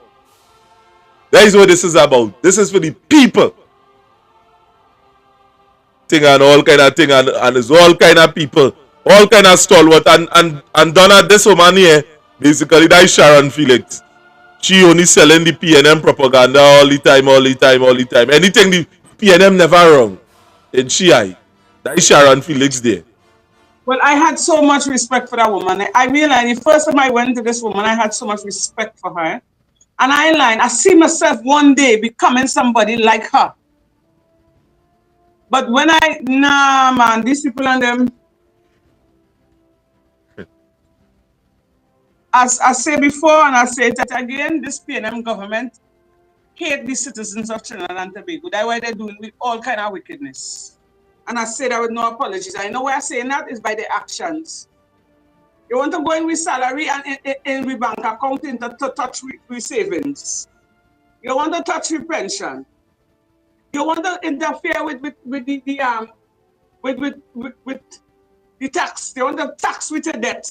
Only putting a control on food prices. Everything going on up and up and up and up. The citizens crying out for help. Look at my situation with me and my family. We didn't go out there looking for trouble. And I had asked these people, I say, listen to me, I'm not the type of mother to know my children bad and come out here and say my children is good. Come and do a proper investigation and investigate. Let me know if they're doing something wrong and it warrants what they get. I'm dealing fear on both sides. Because I'm only a mother, I don't know. And I'm not going to come on social media and say, I'm trying right, and they know no drugs. I don't know. But with proper investigation, we will get to find out the truth. That and all they want to do, because they show me that my life ain't matter, my generation, which is my children's life, ain't matter. And only leave me out in the cold. And I supposed to stand up with a body, say in my hand, and say, great is the PNM. And not only I would have gone through that kind of situation, it have many countless people would have gone through that kind of situation too. And only ain't doing nothing. Like human rights don't count at all. And this is for the both parties, both UNC and PNM. Well, we don't want back PNM, you know. But if the UNC succumb in power, whoever government, all they had to come good, all they had to put things in place for the citizens, all they had to secure us. Although they come here and say, vote for the party, vote for this, I'm no problem, power, they forget we like what the PNM doing, an advantage in we. It's about time this thing stop. It's about time this thing stop. Because it's we feeling it. It's we children dying. It's our children hungry. It's we feeling the pain. The single mothers, the single fathers. We feeling the pain in the household. Not all here because your bed lay out for here. It's about time when they put we first, put things in place to help us. Put things in place to snatch back the youths on the streets. To give them a brighter future, to educate them. Who can't take book, give them a trade, take them off the street, put things in place so them know the time for them to die. What I want to see all they do. Don't they come and give us a set of broken promises, and then we go back to square one again. Because you clearly seen the set of murders in Rowley, you know. The set of crime that taken place in he one bit. But come election next year, you'll see how the tongue will change. You will see how much love we have for the citizens. You will see how much love he have for the citizens of Trinidad and Tobago coming down to the election. You see, put a light a book on fire and put all of them in it. Because they're just wicked and they don't care. It's who you know and who know you. Yes. That's all they care about, you know. See, freedom of speech, not so free again in the Candice, and at the same time, we had to protect the validity. You know. I'm sure you're talking about a political fire. Light a political fire and put them in it. Because it's sad, you know.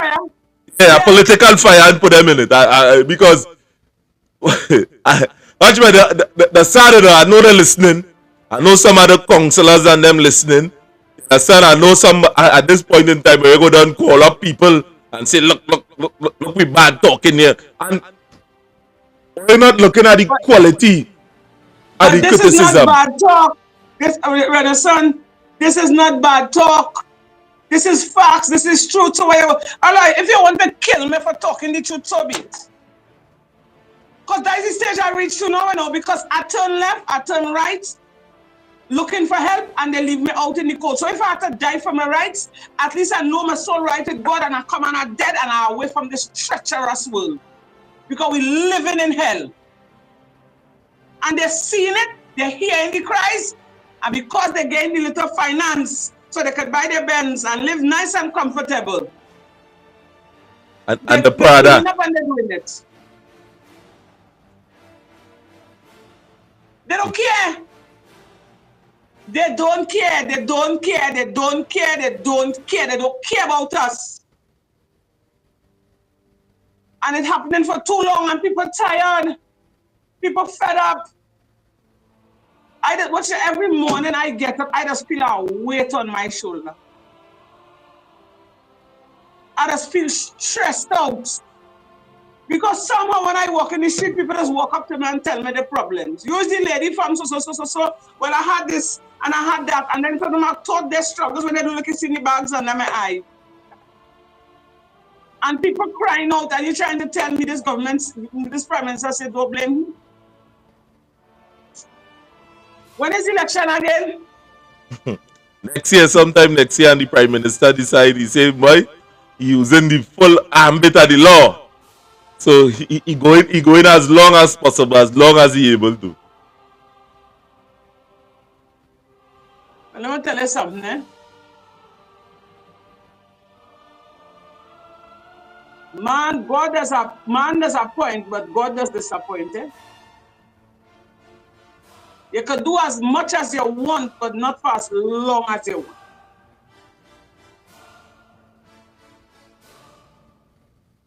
You feel God to hear any cries of the people? You feel God to hear any cries of the people? You feel God to hear any cries of the people? You as a Prime Minister, you hear it and you see it every day, boy, and that's what a sister amazement. As a mother and a father in a household, how strict you could be with your children. At some point in time, your heart does sink a little bit, it gets soft. And you feel a little bit of sympathy. You trying to tell me you have no sympathy, right? None whatsoever. No sympathy, not even a little sympathy, not even as small as a mustard seed, right? Listen, I don't know what to say again, you know. I don't know what to say again, but I tell you, this government make me get to dislike. And I don't dislike people, but you see how I seen it every day and people crying out. You see the sadness, the sorrow, the destruction, the hardship, the hell, the damnation on the people's faces. You hear it when they talk, but because people talking on the streets, and because I start walking the road. I start walking and I'm listening. I'm not much of a talker, but I engaging in conversation with them just to hear. And let me tell you something, the voice of the people is the voice of the Lord, Mr. Prime Minister. You see what you're doing to the people? God don't like it, eh? He's displeased. God do not like it, he's displeased. And whoever may come in power, all you two have to be careful because we've been suffering and undergoing this kind of pressure for too long. And the story is, tighten your belt. Tough days ahead, the treasury empty every time. Government come, government go, it's the same bloody thing. Whoever coming in power, all they have to come good enough because we tired, we fed up. Oh God, all they falling on their pocket and we ain't getting nothing. Why? Why must that be? Why? Why? Tell me why.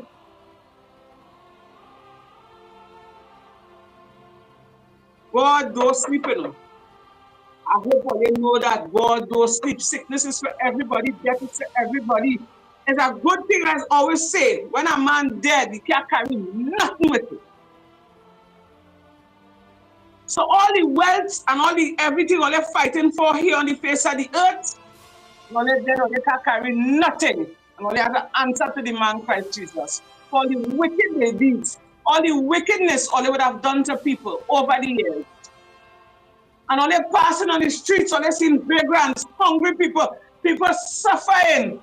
And all they're living lavish. When all they pick up a nice plate of steak to eat with lobster and this and all kind of things to drink.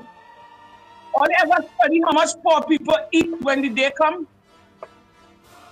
When all they eating a plate of food that costs $5,000, all they ever study. Or they can take that 5,000, that 5,000 to spend on one plate of food and make about 10 to 15 hampers and go and drop it by people's house. And all they say, all they love the citizens. Wow. But all they could have fooled me. And for many of you that outside there, it is important that for at least one of you to see, but because or you could stop a whole multitude of things from taking place. All you have to do is just step out of the fire and rage and you can save thousands of people behind you. If many of you stand up today, now, you will be able to save thousands in your generation down the line. You see, I mean, there was a statement that was made by a particular gentleman, I believe is, and he would have said that the journey of 1,000 miles would have begun with one step. Now is the time to make that step. In the beginning of this show, we would have started with an introduction from the Gladiator movie, in which he would have said, whatsoever we do in life echoes into eternity. And this is important, that we recognize what's taking place in this society as it is, and stand up and say something our forefathers would have fought, not for what we have here, not for what we are receiving. They would have shed their blood, their very lives. They would have given up comfort. Many of us would have came here from different islands, and I would have put aside people. I mean, my descendants would have came from Grenada. And you know how some of us reach here? We would have came there with a hope for a better life. And we would have accomplished that. And we are seeing that there are people that are saying that it is too good for us. Who is them to say that? Who is them? And who is you to tell me that I don't deserve better? Or you just like that, or you just put in programs. Else a charge, we had to pay NIS. All these things are must. But we can't get the proper health care that oil pitch to sell that, or you sell us that. You know how much people seeing problems to get NIS? You know what people? And the hospital just full of Panadol, like the wonder drug. Everything is a Panadol. But at the same time, we would have entrusted a few people with absolute power to be able to govern and to bring Trinidad and Tobago up to a particular standard. And at this point in time, what we are seeing, although we don't have the power now to move them, that power is afforded unto us on election day, and we must use this wisely. We must use that wisely and dance through the propaganda that they're trying to force on us. They are in charge of social media. They are in charge of mainstream, because there are people, they have the finances, the pocket deep. The pocket deep. It's long. It's pocket on pocket. And when they think they could borrow a pocket from a businessman, because yeah, what they telling them, you go get some contract. But we taxpayers' money. Yeah, well, come on. We making them rich. But at the end of the day, that is why we urge you. Subscribe to the platform. Bring your stories. Let me get it outside here. Look, somebody sent me a video concerning with a behind the scene with an interview that was taking place with the school thing, which we are going to air, by the way. We are a little bombarded by the amount. And it's only 3 days to the week. We just be on Tuesdays, Thursdays, Saturdays. But Tuesdays and Thursdays, we deal with these serious issues. But the government pocket deep. And the only so we can make our voices heard is on platform like these. Or you know that, yes, we have an arrangement with the Ground Report, Lennox Smith. You understand? Crime News TT. You understand? See It All News. Plenty of the platform. Sham News. You understand? Throughout WhatsApp, Instagram, Telegram, a matter of fact, Rumble. We have an amazing overseas audience on Rumble that is tuned into our shows all the time. But we urge you, let us come together as think tanks. This is a platform where anybody could, you have an event. Yes, I mean, you could hire us and to do, we don't charge, we don't bust people head. You have a live streaming that you want to live stream, we come, we do it, we do photo shoots and these type of things. That is, I mean, when you do that, you contribute to the program. The jersey that Candice have on there is that Justice Advocate jersey. I know we selling them. Candice, how much for the jersey? I ain't seen the print on it. You see the prints? Let me show you. Right, that's the print. Justice Advocate. How much for the 150. 150, right.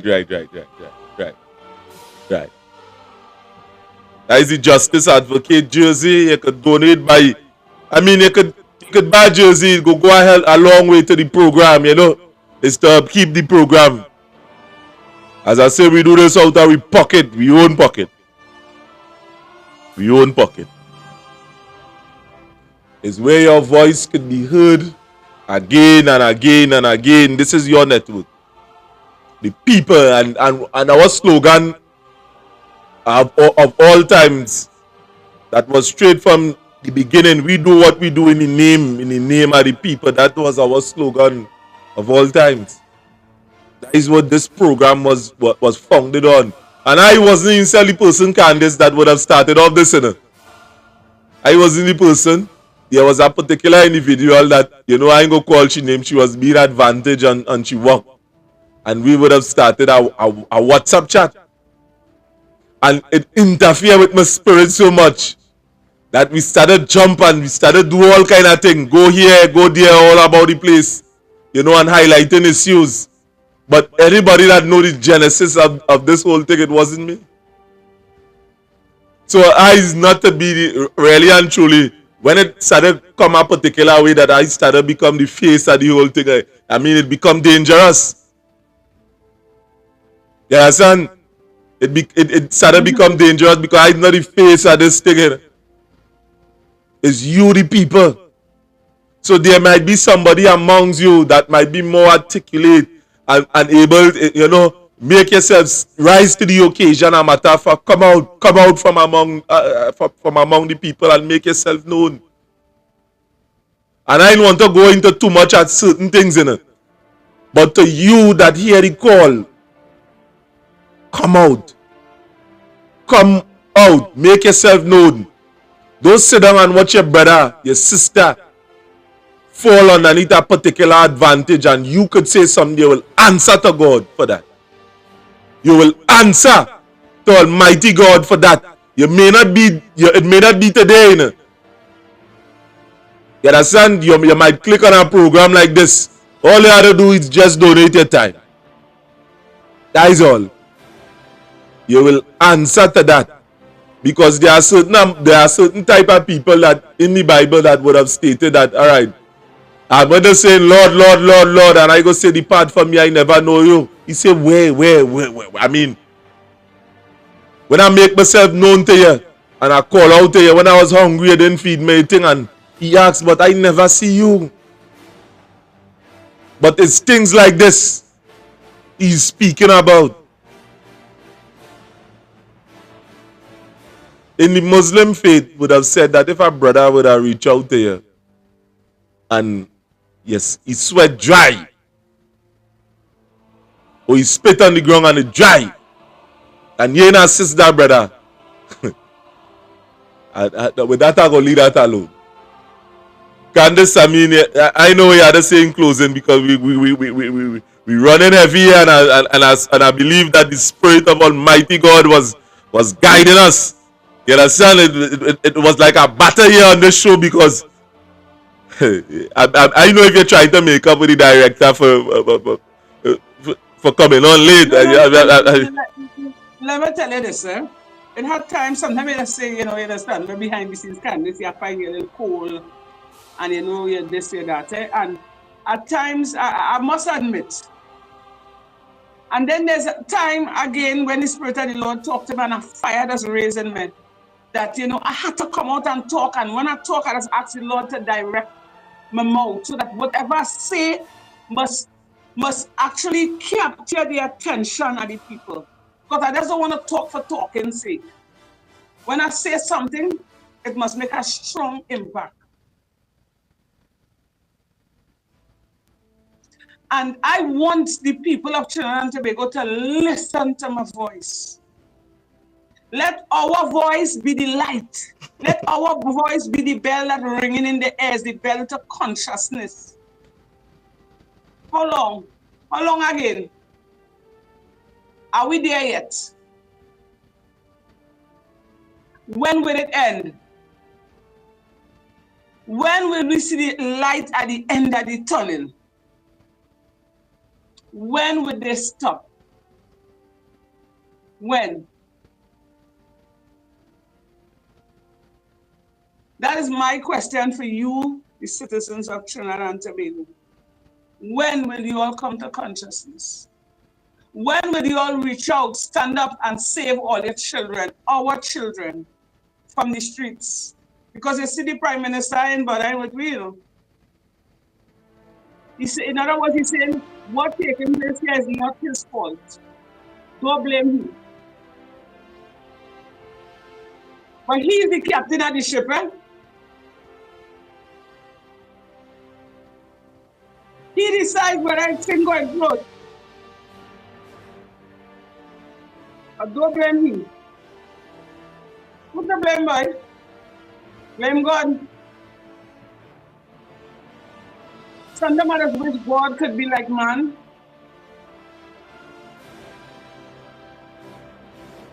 I wish God could be like man.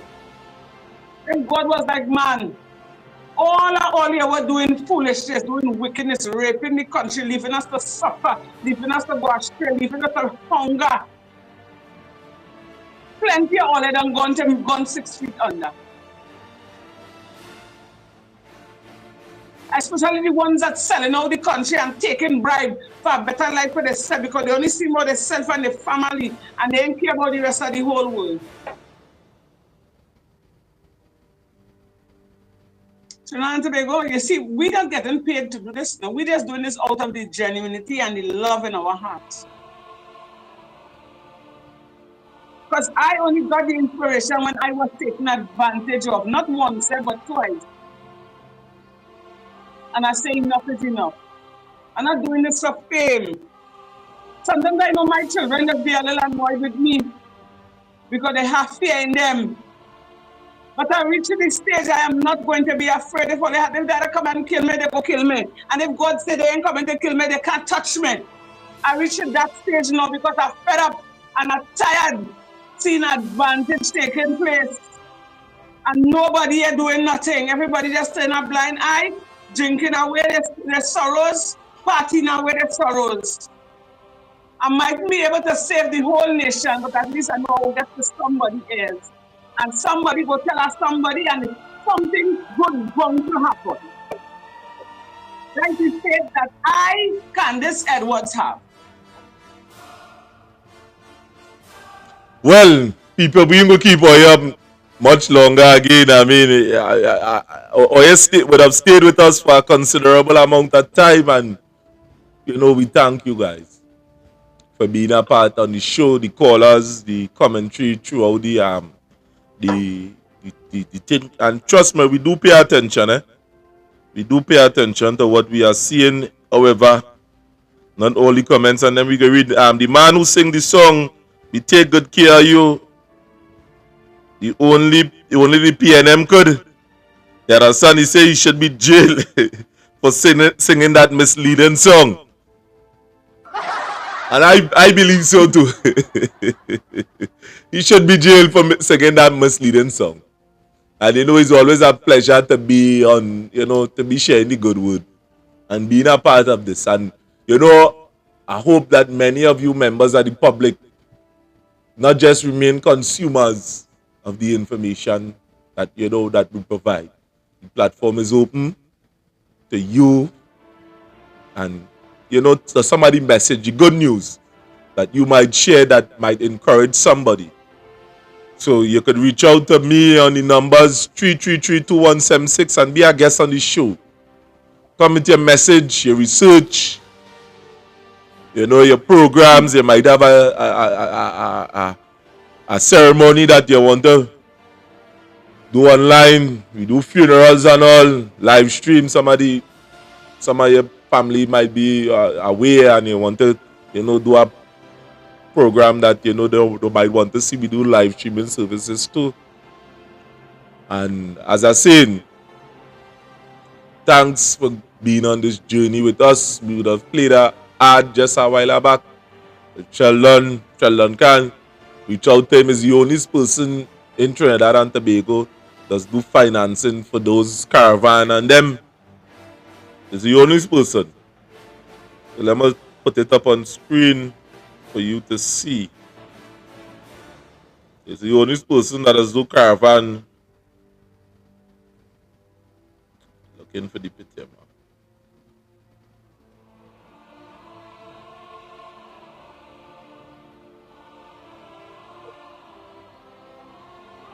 Yeah, it's the only person that has do these caravans on them. I ain't seen it. Only this woman. Check keep on showing up.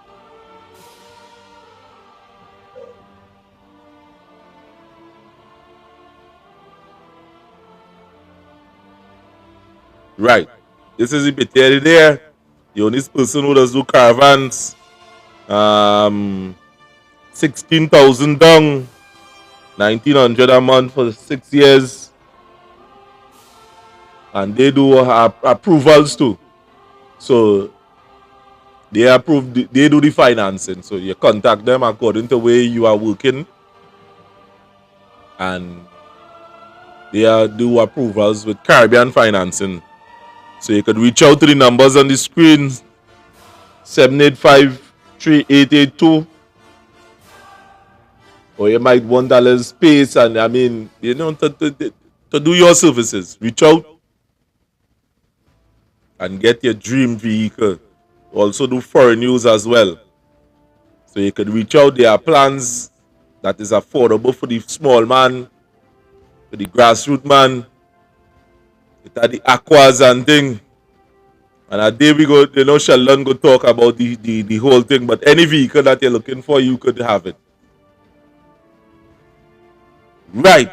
As I said, at this point in time, we are going and sign out. Candice, the co-host that take over the whole show today, she disappeared. Remember, where is she? She disappeared. We ain't seen she, man. She left.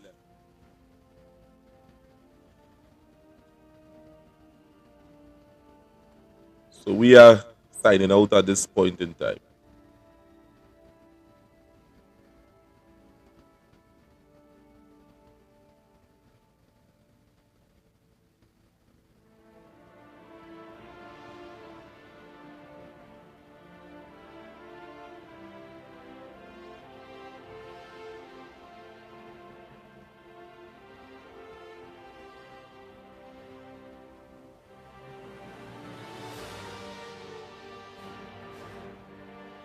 Hold the line!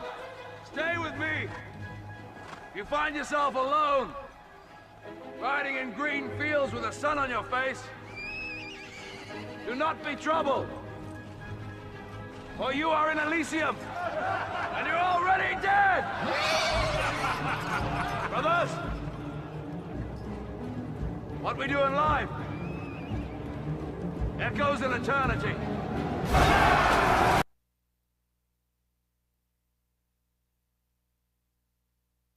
For me, I think the young people in power, to start with.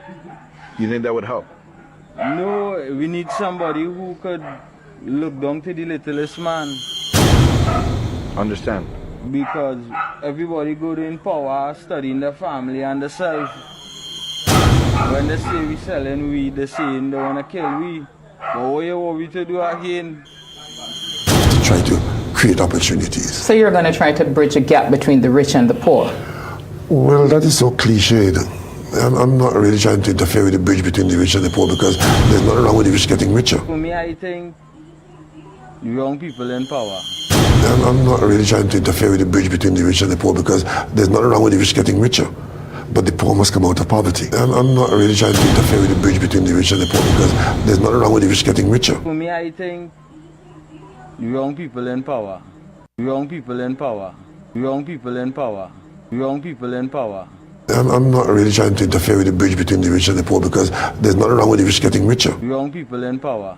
The young people in power. Corruption in point 14. I want you to know the extent of it. Well, you know, I thought a SAP alone has cheaper contract.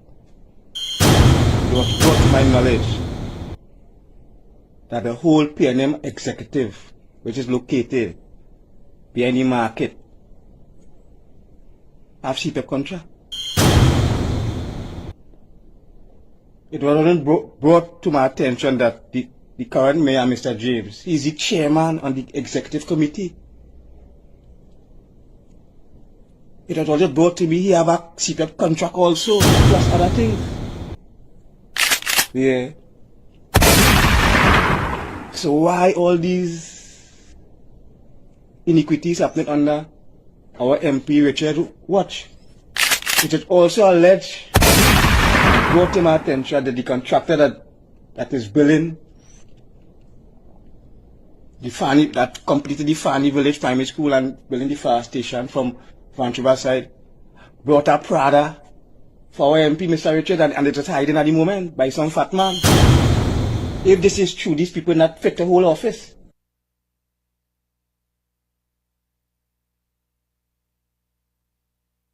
Let me make one thing clear. I don't care how important you are to me.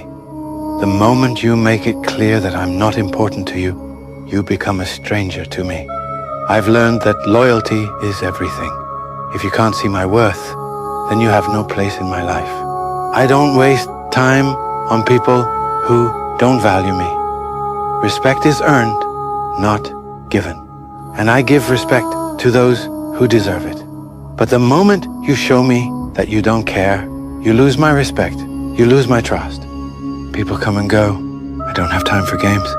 Or for people who think they can treat me any way they like. Simple. You respect me, I respect you. You stand by me, I stand by you. But if you decide to walk away, don't expect me to follow. So, if you're in my life, remember this. It's a privilege, not a right. I won't beg for attention.